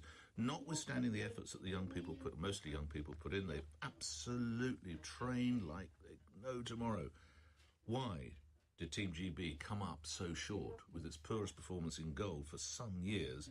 And even the boss said we should be minimum 5th, and they were 7th. That's the reality of the Olympics. We'll look at that in the next hour. 8:31, you're listening to Breakfast with me, Nick Ferrari, here on LBC. News time, Thomas Watts. The Home Secretary's promised action to restore respect for police after outbreaks of violent disorder. Forces were told to remain on high alert over the weekend, but there was no widespread unrest. Moscow and Kiev have accused each other of starting a fire at the Zaporizhia nuclear power plant. Black smoke was seen rising from the site after one of its cooling towers was damaged. An action-packed ceremony brought the Paris Olympics to a close last night. Tom Cruise abseiled into the Stade de France before the flame was passed to Los Angeles. LBC weather, very hot and humid in the south, cooler further north with some heavy rain, a high of 32 degrees. LBC. Being a small business owner often means you're the CEO, COO, MD, FD, PA, HR, IT and TM. Teammaker. But that's what separates you from other people. Your relentless spirit. We're with you. With O2 Business, get EU roaming included, up to 35 gig, and our latest offers on selected phones and SIMs, giving you more business can do. Search O2 Business. Unlimited data tariffs will be charged if their usage exceeds 35 gig in our Europe zone. Terms and fair usage policy apply. It's a busy day in Admouth. The Admiral bumps into Joe Jenkins in the supermarket. Is everything okay? Well, got up at 6 a.m, showered, fed the cat, fed the dog, fed the kids, did the school run, the vet went and went on a run, drive to work, charged my car and charged to lunch, searched for new cars, used cars and tried to sell the old car, popped over to the flat and had tea with the tenant, sorted out the leak and picked up leaks for dinner, and now I need to find insurance. And breathe. Oh. Take it easy and insure everything in one place with Admiral Multi-Cover and more. Admiral Insurance, always looking out for you. McDonald's new mix and match menu. Choose any three for just £3. Like a cheeseburger, fries and an apple pie. Or a mayo chicken, McNuggets and an apple pie. Or an apple pie and an apple pie. To share, obviously. The mix and match menu. Any three for £3. Ends 27th of August from 11 a.m. Selected items only. Delivery uplift and fees apply. Subject to availability. Price and participation may vary. Imagine if that mate, you know the one, could actually take a pic of your festival fit and get the DJ in too. No need to imagine. Just unfold your new Samsung Galaxy Z Flip 6 and watch as AI and auto zoom fits everyone and everything in shot. Now that's defo going on the grid. Galaxy AI is here on the Galaxy Z Flip 6. Claim £150 cashback when you purchase before the 13th of August at participating retailers. For cashback, claim from Samsung within 30 days of purchase. T's and C's apply.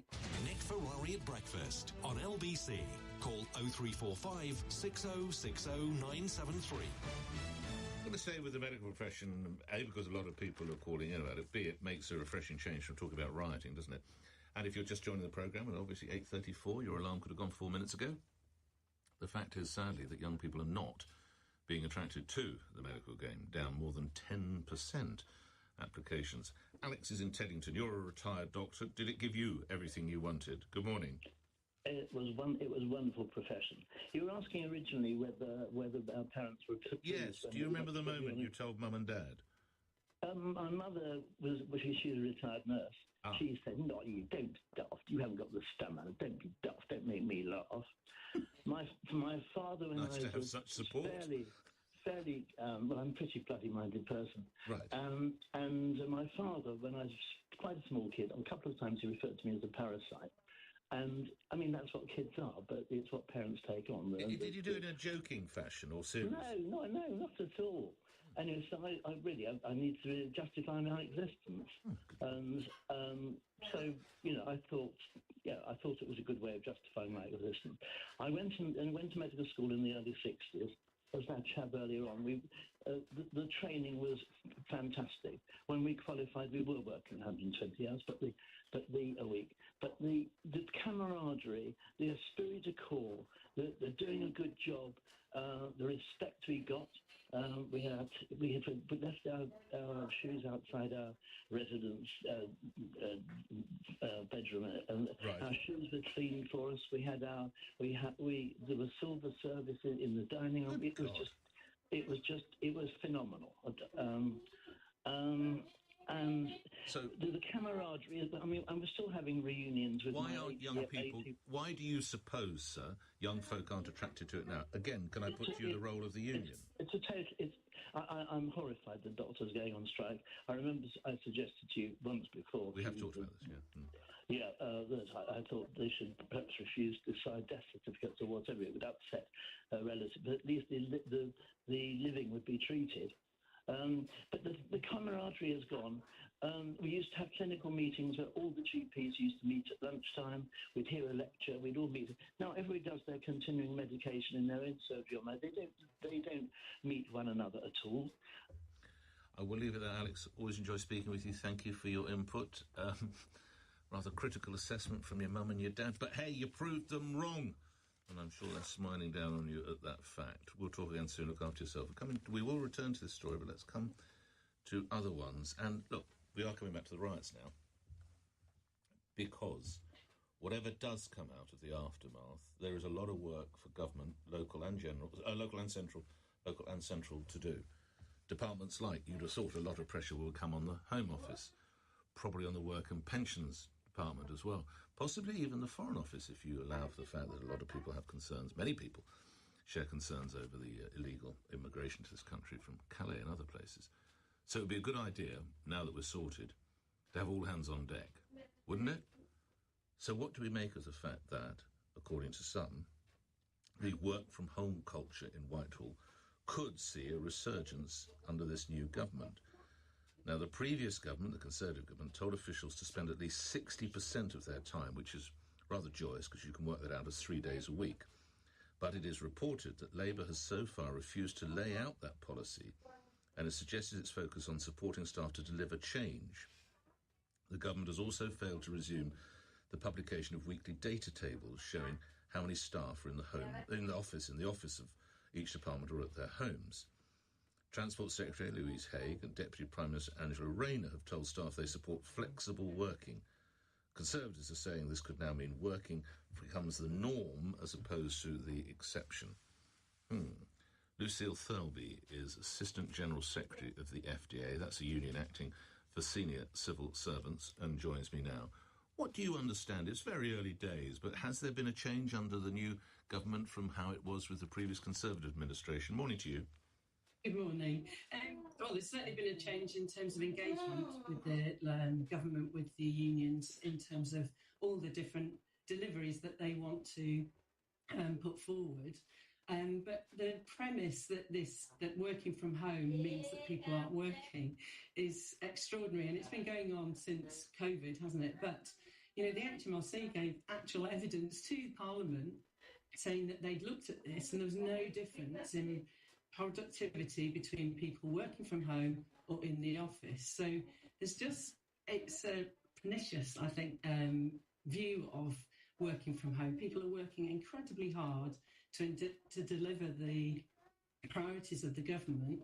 The previous government never evidenced why 60% was necessary. But as it is, the civil service has responded to that.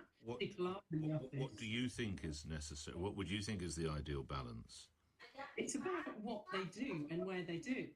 We know people need to work together and they need to work collaboratively, but they don't need to do that all the time. The nature of work has changed. We work from home, we're on Zoom calls, we're on Teams calls. That doesn't mean you're not working, you're communicating all the time. So it's about working out what is it that a team needs to do, how do they work better. If that's face-to-face, then our members are doing that. I mean, we've got over 500,000 people working in the civil service, over 200 different types of organisations, got thousands of different areas of delivery. There will be differences between that. You can't have a one-size-fits-all. Why was it then, if it was going so well with the DVLA 2 years ago, that there were extraordinarily lengthy delays for people seeking to renew their driver's licences, and the same with the passport agencies, which was also put down to staff not being in their offices? Why might that be? I mean, there's a whole range of issues that impact on certain deliveries. I mean, those specific ones, there was disputes going on, there was issues around levels of staffing levels, and so on. I mean, that's not an area that we necessarily working at But that's high something that my listeners come up against probably more commonly than other departments when they seek to get their passports renewed, or they seek to change their driver's licence because they've moved house or whatever it might be, moved home. And those were both calamitous during part of the post-COVID period. Sure. And I think those issues have been resolved. So, you know, these things happen. We have glitches in the machine and blockages, but at the end of the day, people are working extraordinarily hard trying to deliver whatever the government of the day needs. And we've got other... Why shouldn't they come into the office just lastly? I don't understand. They are coming into the office, that's the point. You know, most of our members are doing a hybrid work. They're coming into the office, but they're also working from home because actually... Well, not at the same time. Why can't they come to the office 4 or 5 days a week? Because it's not efficient, and it's proven not to be efficient.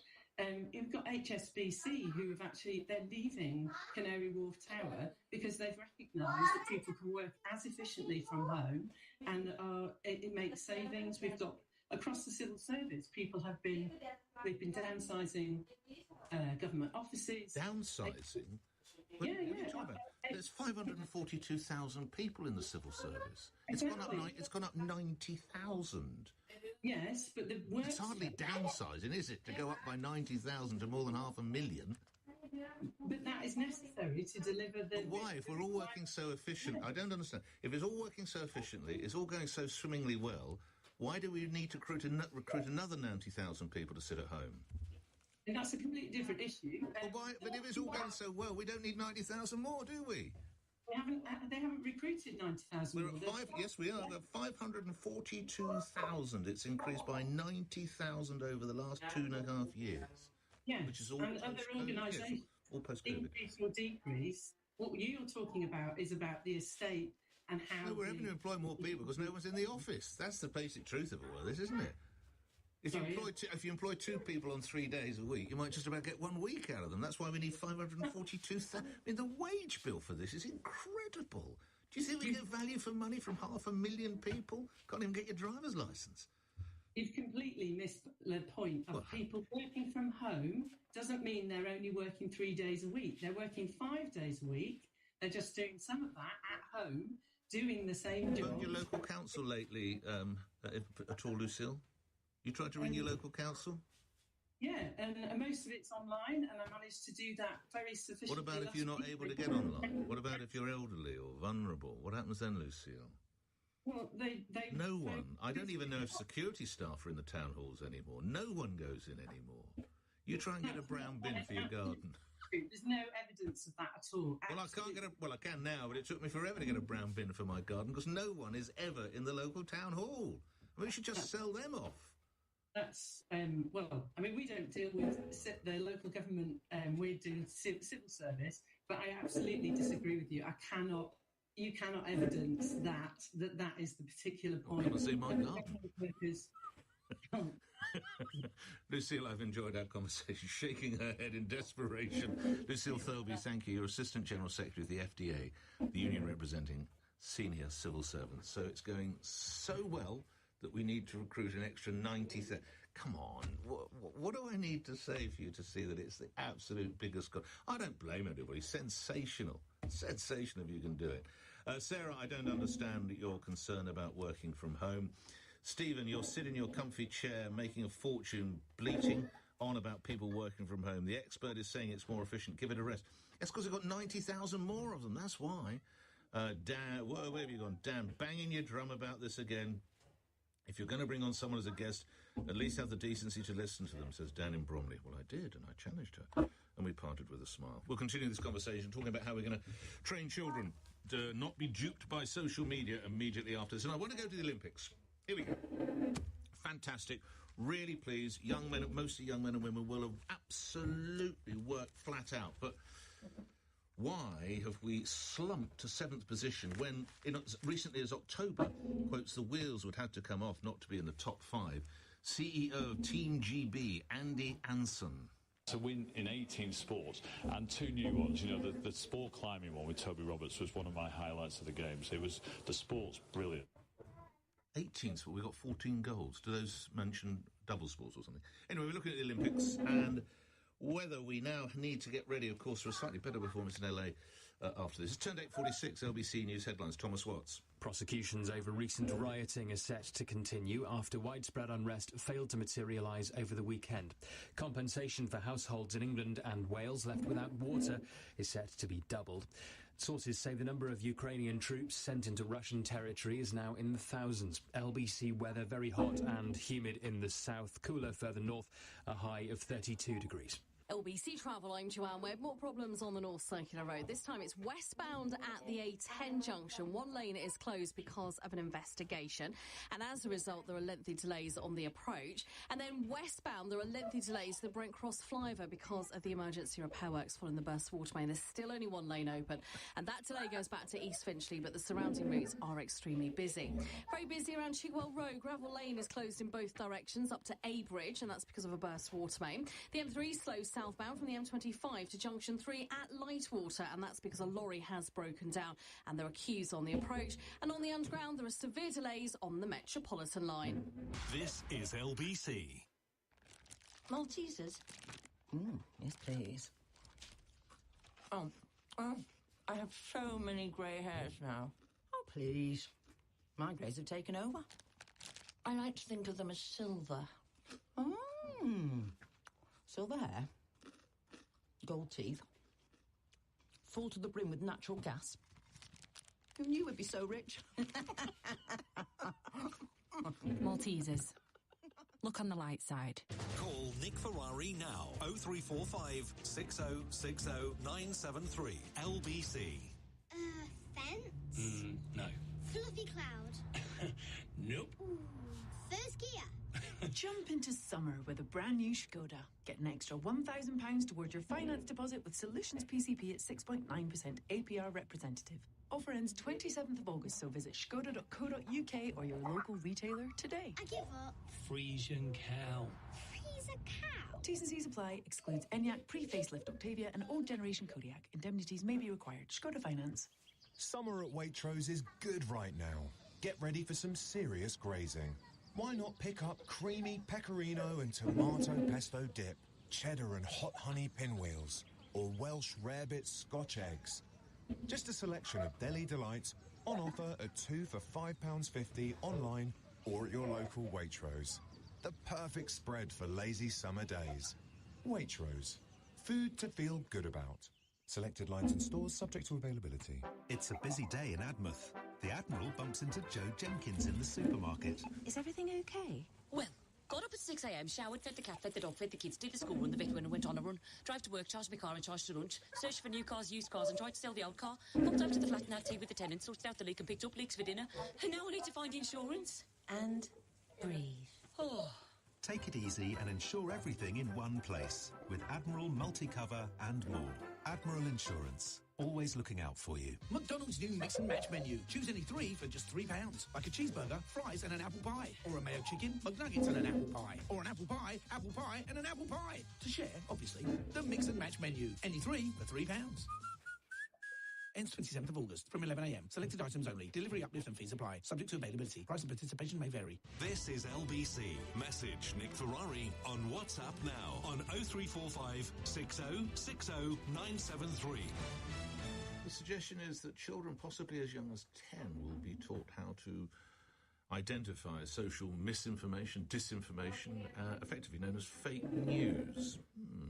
Yola is in Ealing. Yola, how would you go about helping children do this? Good morning. Well, good morning. What I would like to say that the minister who is trying to introduce this is policy rather unlikely to be successful.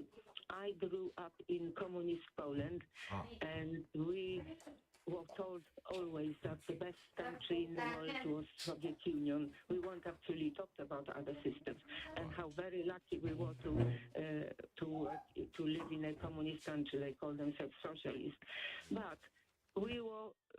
Not if you don't even have to be the brightest child at school, but we could see what was going on around us. We could see the poverty, the lies around us, and very few people believe that. Young children, not young children. How old were you, if I may put it like this, how old were you when the penny dropped? How old were you when you saw reality? Oh, I don't think that any of us ever believed in the lies that were... No, nobody did, honestly. And it was actually safe on the buses, even if two people or three talked about the communism and about the lies that were being perpetrated by the government. It was quite safe to speak about it because everybody knew that it was a lie and there was no one to report, although they would have reported on somebody who... Do you think it's important then obviously you live here and it's great to have you with us and we live in a freer country, how important is it that children are taught this then? Well, there might be other sources of information if they, I'm not on social media, I must say, but it is not for the minister to try to change children's mind. There should be teachers and other school friends. They don't want children to know what goes on around them. And I don't think that the minister is likely to be successful. But I'm grateful for the experience that you shared with us as growing up in communist-controlled Poland. And thanks for your input on that. Yola, have a good day. Now, we're going to talk about this idea of more working from home in the civil service, given that in the aftermath of the riots, there's a lot of work to be done. Someone who just wants me to give the initial C, that's all they're going to say, as in the letter C, and they work in the Midlands, says, I work in the civil service. I've been forced to reduce my total weekly hours as a direct result of this policy of increasing our hours in the office. Who does that benefit? Some people can only work part-time or have caring responsibilities or are single parents and so on. Adding extra burdens, parking costs, travel fares and petrol literally benefits no one. You end up with a less happy workforce with poor work-life balance, poor mental health and, frankly, less work gets done. So that's someone who wants to be known as C. Meanwhile, someone else who wants to be known as D, this is fantastic. D says there is definitely a problem with this. I'm one of few people who actually turns in. The people, I won't say the borough, that's right. The people, the area. Yuk kita lanjutkan perjalanan ini ya. Selama ada gangguan tadi, sorry Mayuri. Philip's in Leon the Soul to this, Philip. Okay, which of those two, C or D, is right? Good morning. I think C, actually, Nick. Good morning. Tell me why. Yeah, well, it seems to me, obviously it depends on your job, but if you spend a lot of your life sitting in front of a computer, tell me what the difference is from sitting in front of it at home rather than in the office. It's the same thing, effectively. Well, why do we have offices? It's so that you can breed together, put together people that you then have some kind of culture, that you can set goals and that you can monitor how they're doing and you can hit certain targets. I don't think we'll ever have 5 days away. Let's just turn this on its head a little bit. So, how do you communicate with, say, your producer? I talk to her. Yeah, but how do you talk to her? You talk to her electronically a lot of the time, don't you? No, across the desk. Down the phone. So she's sitting in front this is today. I mean, sometimes it's now, but yeah. So I talk to them, but yeah, face to face. It's a wild concept. It might catch on. Yeah, but while you're on air right now, is somebody sitting whispering in your ear, or is somebody talking into your ear via earpiece? She's bang opposite me, and she's talking to me via these headphones. Yeah. Right. Okay. So electronically, she's talking to you electronically. But then when I annoy her, she can come in here and physically remonstrate. Come on. Yeah. Yeah. So physical contact is very. She could be in New York, couldn't she? No. Honestly, she could. Why not? And I've done shows from you, and I've done shows from Australia. They are really hard work because you don't have the physical. There are IQs what is that? There are ways I can look at her in a certain fashion, and him, by the way, and we don't even have to say words. They no. They can just see, or I can give a hand sign, and they just know what it is. So, respectfully, I see what you're saying, but I think mine is a bad trait to pick. Let's look at it another way. What about during lockdown? Was LBC off the air? No, because I came in every day. You came in every day? Yeah. I think you still lose this one, Small. Everyone came in every day. I don't. Certainly. Everyone? James was here. I used to hand to James. Yeah, I know. I think so, but I mean, look, I can't go to a court of law, but Sheila was here. Yeah, I think we all came in. Good. Okay, good. We solved that one then. I turned Philip round. What is the point you want to make, sir? Well, that was it, basically. Okay. If you work largely electronically, there's no reason why you have to physically be in. If it's going so well, why have we employed 50,000 more civil servants? Well, you know that as well as I do. Brexit is why we're now. Sorry, 90,000. I've gone mad. 90,000. Brexit. I believe it was actually up to 90 at one point. But now, of course, Britain is having to carry out an awful lot of the tasks that it didn't have to do before because they were shared tasks with the EU. Right. So last year accounted for 23,000. So even all these years on, we're still hiring people due to Brexit. Yeah, and we need to hire a lot more vets as well because there isn't enough vets to be able to carry out checks on food, and that's one of the reasons why it's being delayed. Since we're hiring for, I put it to you because there's extraordinary inefficiency among 542,000 people in the staff. Philip enjoyed our conversations. Thank you. Better to be the time. 3 to 9. We'll start to close this out. Perhaps by coming back with which we started. Young people don't want to be doctors. Some people say it's me. Some people say it's the union for a pretty graphic job they've done in spelling out life as a junior doctor. Some say it's even that TV guy we've talked to already. Nicola's in Southampton. You're a doctor. Hello. Go straight on. How's it working out? I just wanted to offer a slightly different perspective because I consider myself one of those important doctors. I studied abroad. I trained in different countries. My training is long, and I practice in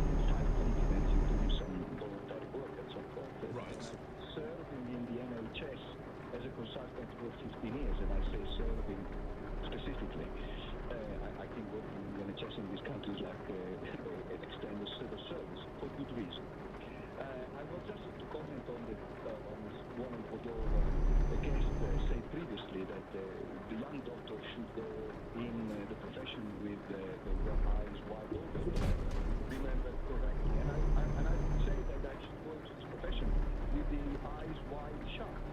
What do you mean by that? Because I do think that this is still a vocation, and the discussion that has been going on, perhaps the DNA, perhaps I don't care, I'm not sure, I don't know about that, focusing a lot on the practicalities, on the problems of the day in practicing medicine. I fear that distracts the youngster from the more profound motives. And what are those motives, Doctor? Hence, motivation to go into this profession. So what should those motives be? Well, I think people need to remember that medicine is a highly demanding job that offers the highest reward that an activity that is called a profession can be considered. Obviously, I'm biased. Yeah. Because the reward is not monetary in the most... Let me ask you this briefly, as I have to get to the news in just a moment. Would you want your own children or your nieces or nephews to go into medicine, Nicola? My niece, I'm the first in my family, who's a big family. My niece is going to university, studying the same university that I do, and I do everything I can to support her. Well, that's the ultimate proof of puddings or whatever it is. Music means we have to thank you so much. Well, thank you for the call and thank you for the work you do. The conversation moves on. And the idea, Britain has lost respect for the police, so says the Home Secretary in the wake of the riots. Something she touched on with me last week after the violence flared in Rotherham. They do obviously have far more public order trained police that were deployed, and what they had to deal with in Rotherham was appalling. Plus, Team GB finishes at the Olympics. Dame Catherine Granger, chair of UK Sport. Huge amounts of medals and medalists. There were an enormous number of fourth places as well, and it just takes some conversion to move them further on. And the ones that didn't make it on the podium were still incredible stories of role models as well. But how did Team GB actually fare? It's all up on that music. On your radio, on Global Player, and Play LBC. leading Britain's conversation. This is LBC. From Global's newsroom at 9 o'clock, the Home Secretary has warned she will not tolerate brazen abuse and disrespect for police. Yvette Cooper's comments follow mobilisation of about 6,000 officers during recent outbreaks of violent disorder. Forces were told to be on high alert over the weekend, but there was no widespread unrest. Former police officer Michael Matthews has told LBC that respect has always been an issue. You know, back in the 90s, I was getting spat at by kids. I mean, it's no different how it was before. It's just now we have cameras and phones everywhere as well. So I think that there's always been a level of disrespect from some parties, but I don't think it's worse than it was before, no. Water companies that fail to meet basic standards could soon have to pay more in compensation. Ministers want to introduce new rules, including expanding the list of reasons that can trigger payments. Hundreds of firefighters are battling a major forest fire north of the Greek capital, Athens. Evacuation orders have been issued in several suburbs, including a children's hospital. Heat health alerts are in place on what could be the hottest day of the year so far in the UK. Forecasters say it will be humid in places with thunderstorms across northern areas.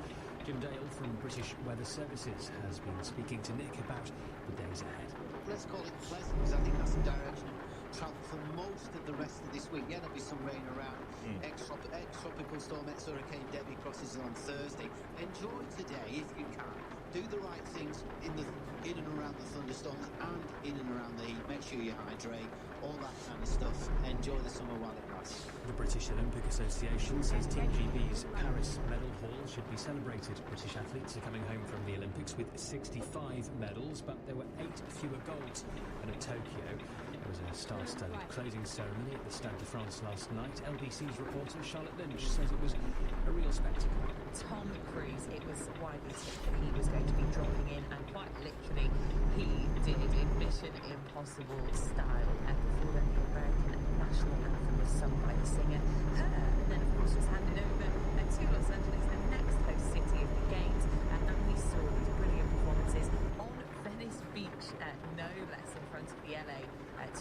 28 signed from the Red Hot Chili Peppers, Billie Eilish, and of course, it would have been the Olympics closing ceremony without Snoop Dogg. In the city, the FTSE 100 a short time ago was up 37 at 82.05. The pound buys €1.16 and the dollar 27. LBC weather very hot and humid, particularly in the south. But further north, it'll be cooler with some heavy rain. A high of 33 degrees. From Global's newsroom for LBC, Thomas Wells. Being a small business owner often means you're the CEO, COO, MD, FD, PA, HR, IT and TN. Teammaker. But that's what separates you from other people who remember spirit. We're with you. With Auto Business, get EU roaming included, up to 35 gig, and our latest offers on selected phones and SIMs, giving you more business can do. Search Auto Business. Unlimited data tax will be charged if their usage exceeds 35 gig in our Europe zone. Terms and fair usage policy apply.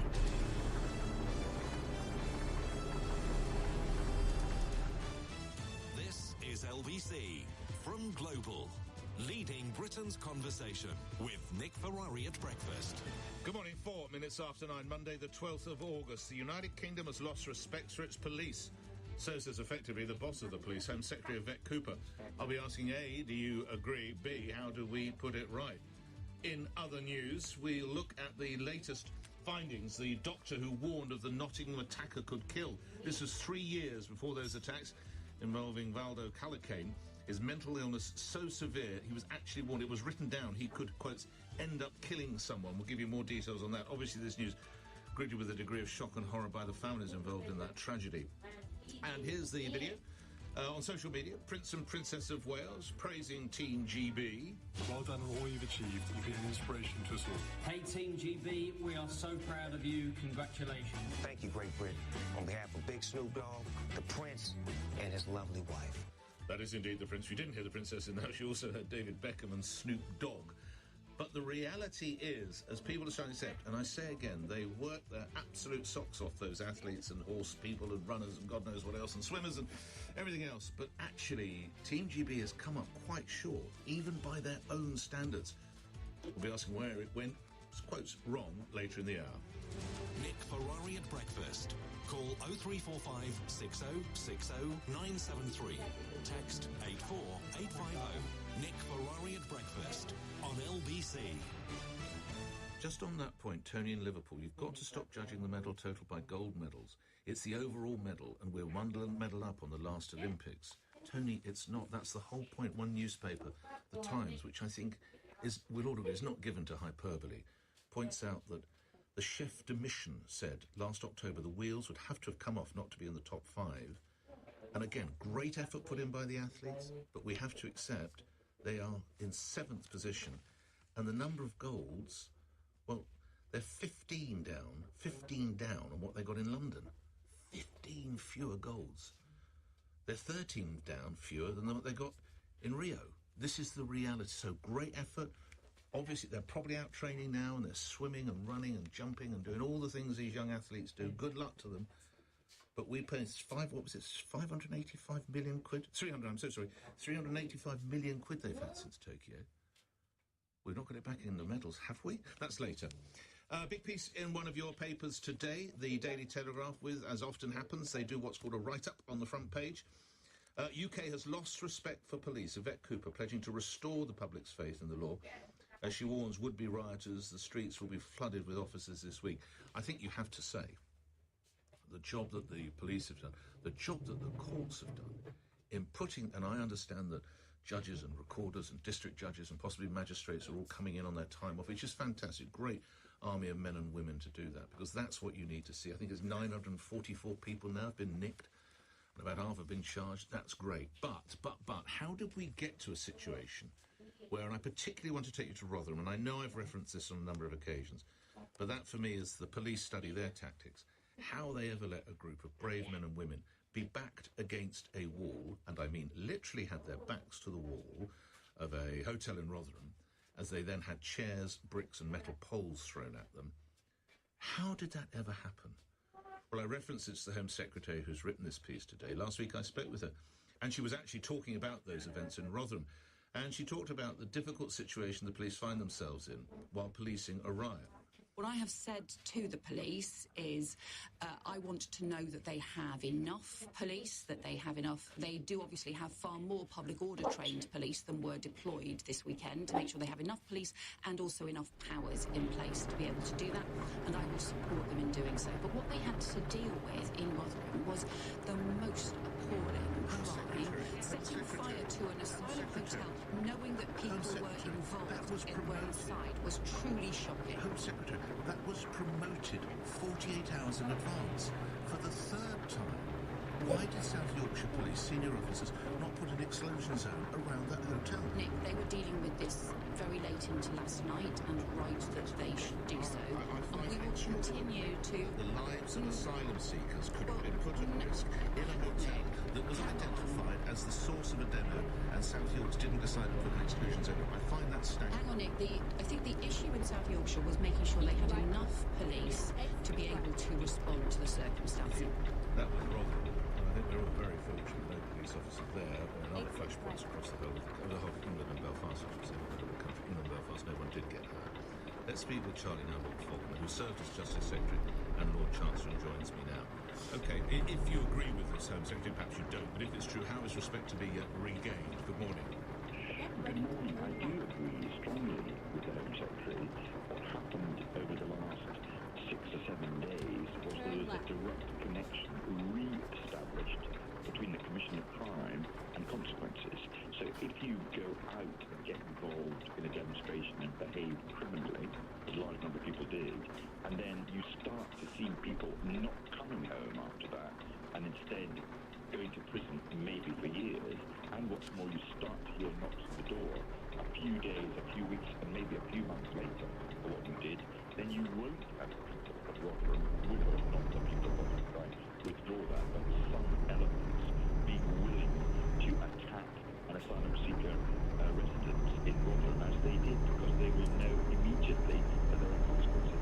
You will find in raising the issue how did the police end up in the situation that they did, but you will not have people out in the streets in the way that they were if they know that there are direct consequences. And that's the point that Yvette was making in her article in the Telegraph. Okay, we can blame the police, we can blame the courts, we can indeed blame the media. Charlie, can we also talk about parenting? My mum and dad... I'm not blaming the police or the justice system. The justice system got to a point where it was, through lack of resources, not able to have that direct connection between consequences and crime. But what was re-established for the purposes of the riots was that connection again. And once you get that connection, people respect the police, people respect the justice system. Charlie, in a period of 8-9 days where there was no shortage of distressing images, to me, some of the most distressing were children who were taken along, some of them in pushchairs, or others you saw almost being taught by, I assume, a father or possibly an uncle, how to throw bricks at police, or how to throw bricks, which happen to go at police officers. How is the education of children being brought about, the parenting aspect here? I mean, of course you've got... I mean, the parents are utterly responsible there for what may happen to their children in the months and the years to come. They are bringing up children who will not regard authority as a thing to obey. But doesn't it, in every sense, start what happens to you at home, but what you see at home has got to be reflected to what you see in wider society. And if there are no consequences for criminal acts, then people at home will think there should be no consequences for bad behaviour by children.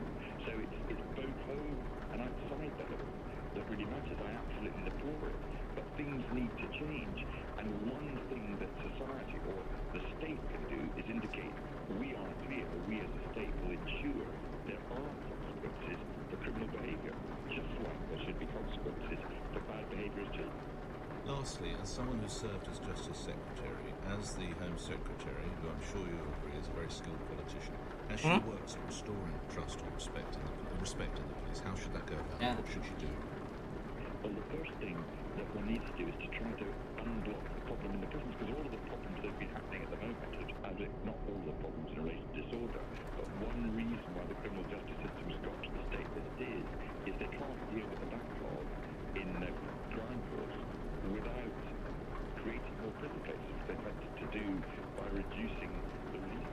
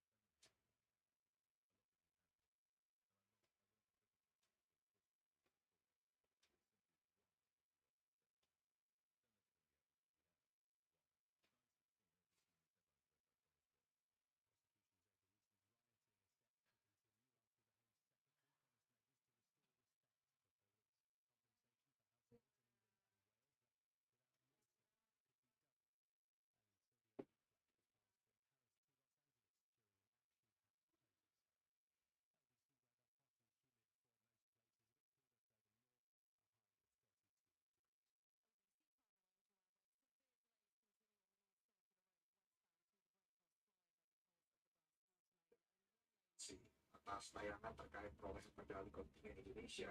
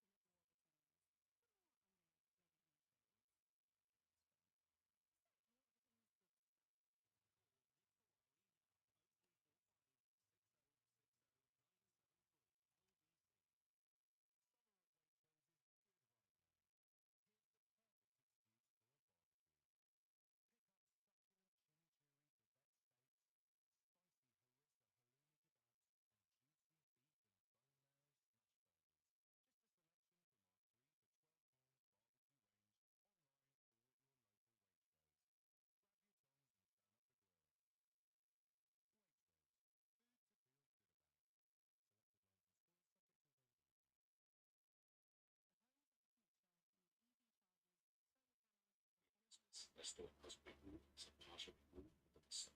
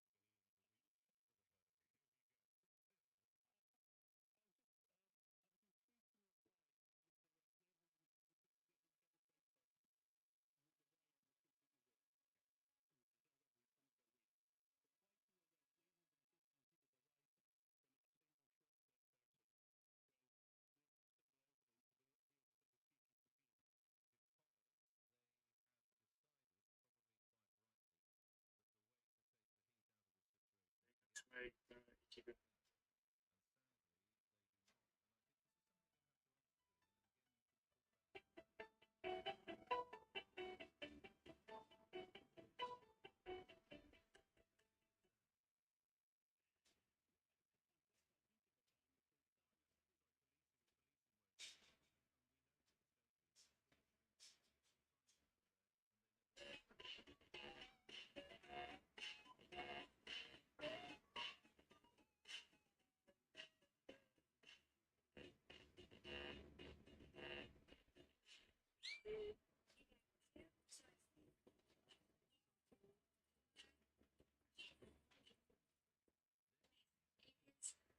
is August, and this is your reminder.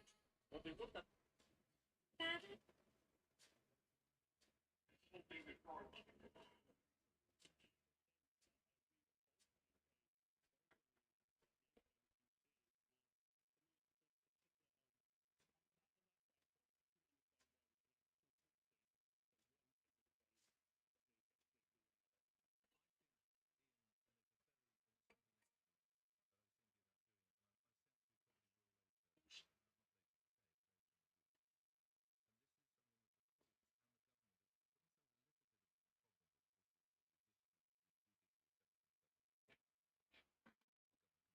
Sibuto fruit ni mata pani, mata pani, di pasa pani.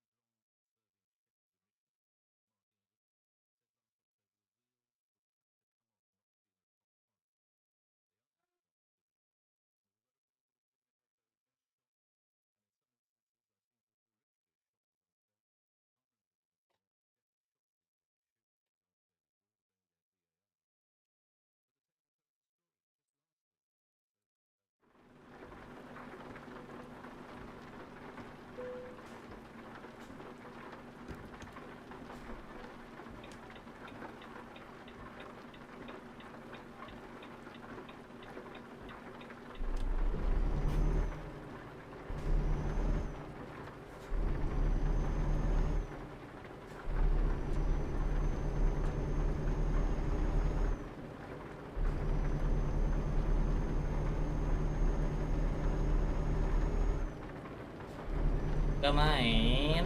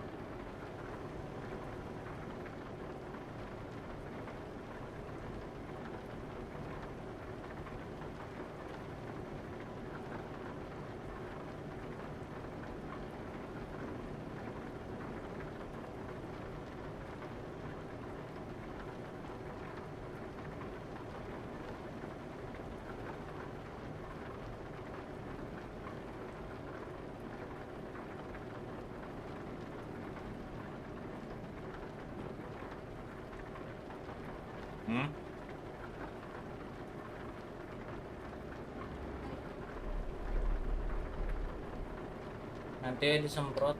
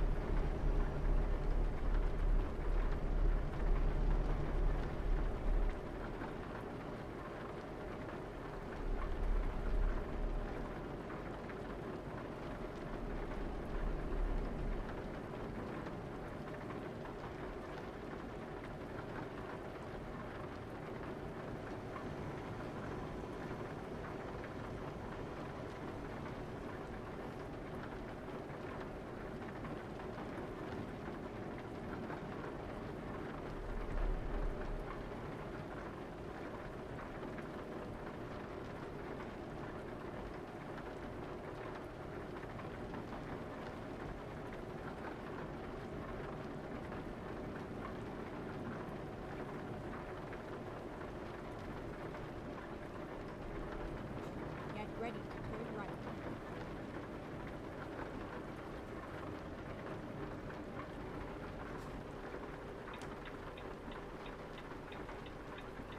Turn right.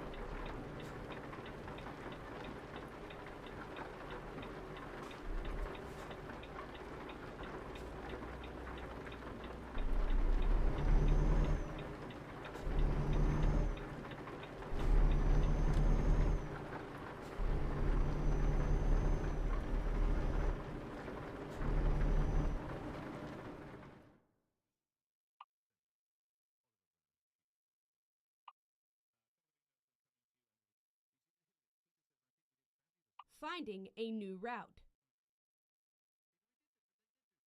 Never mind. I'll find a new route. Recomputing.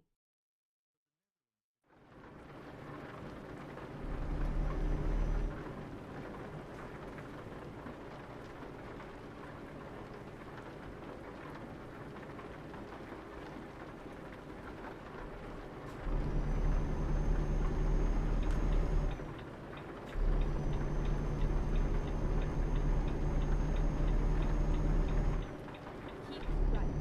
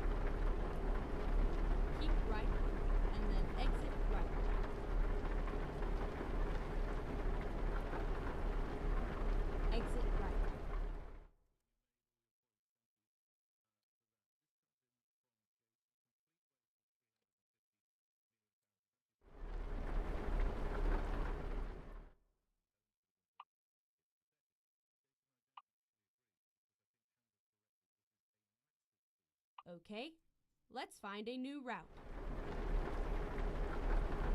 Keep left.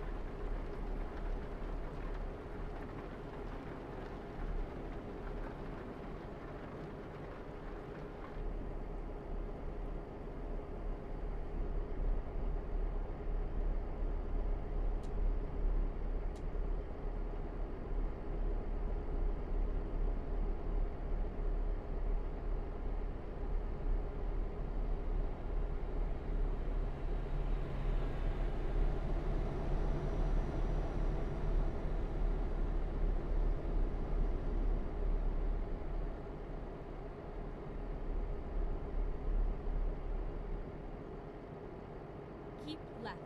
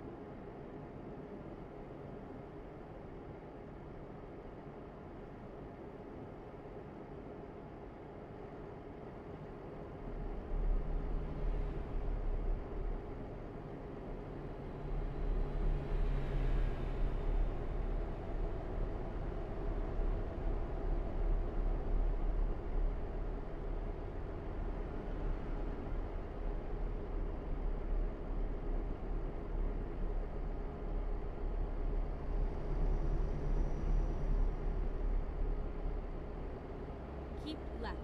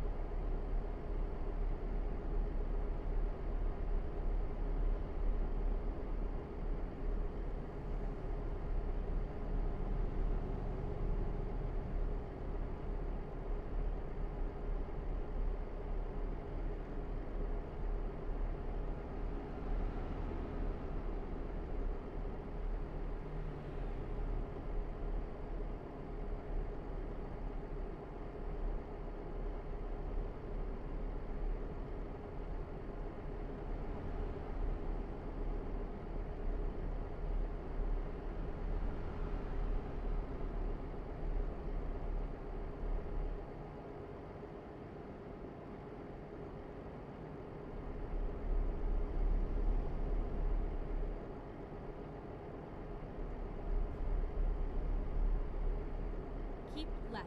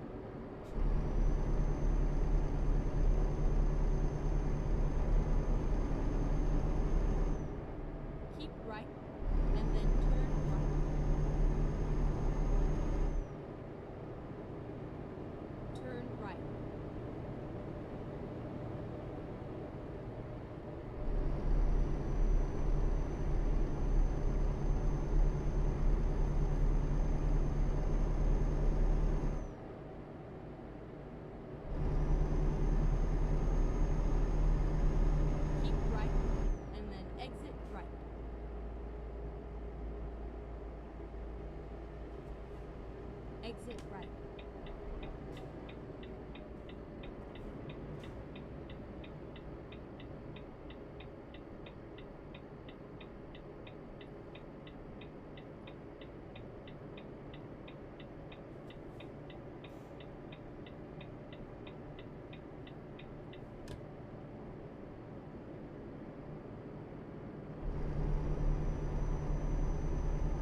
Keep left.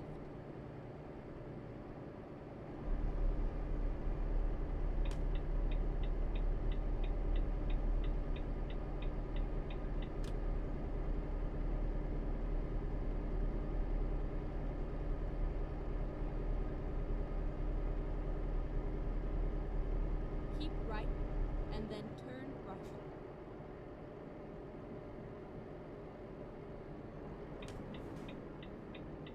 Turn right.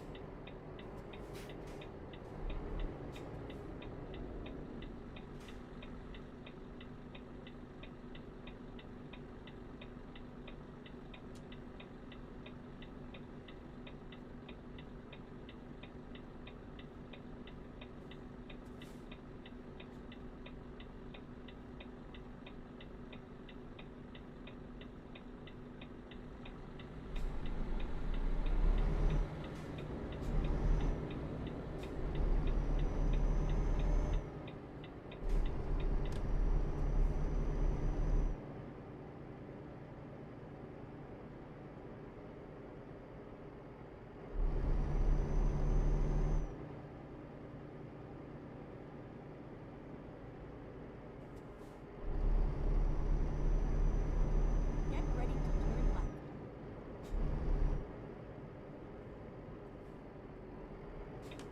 Turn left.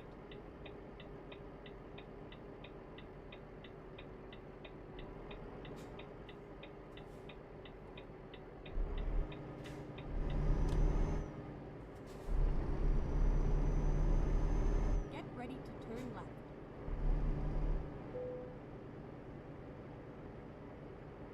Turn left.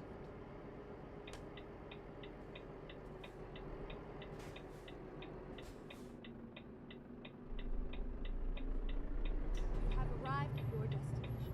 Your route guidance is now finished.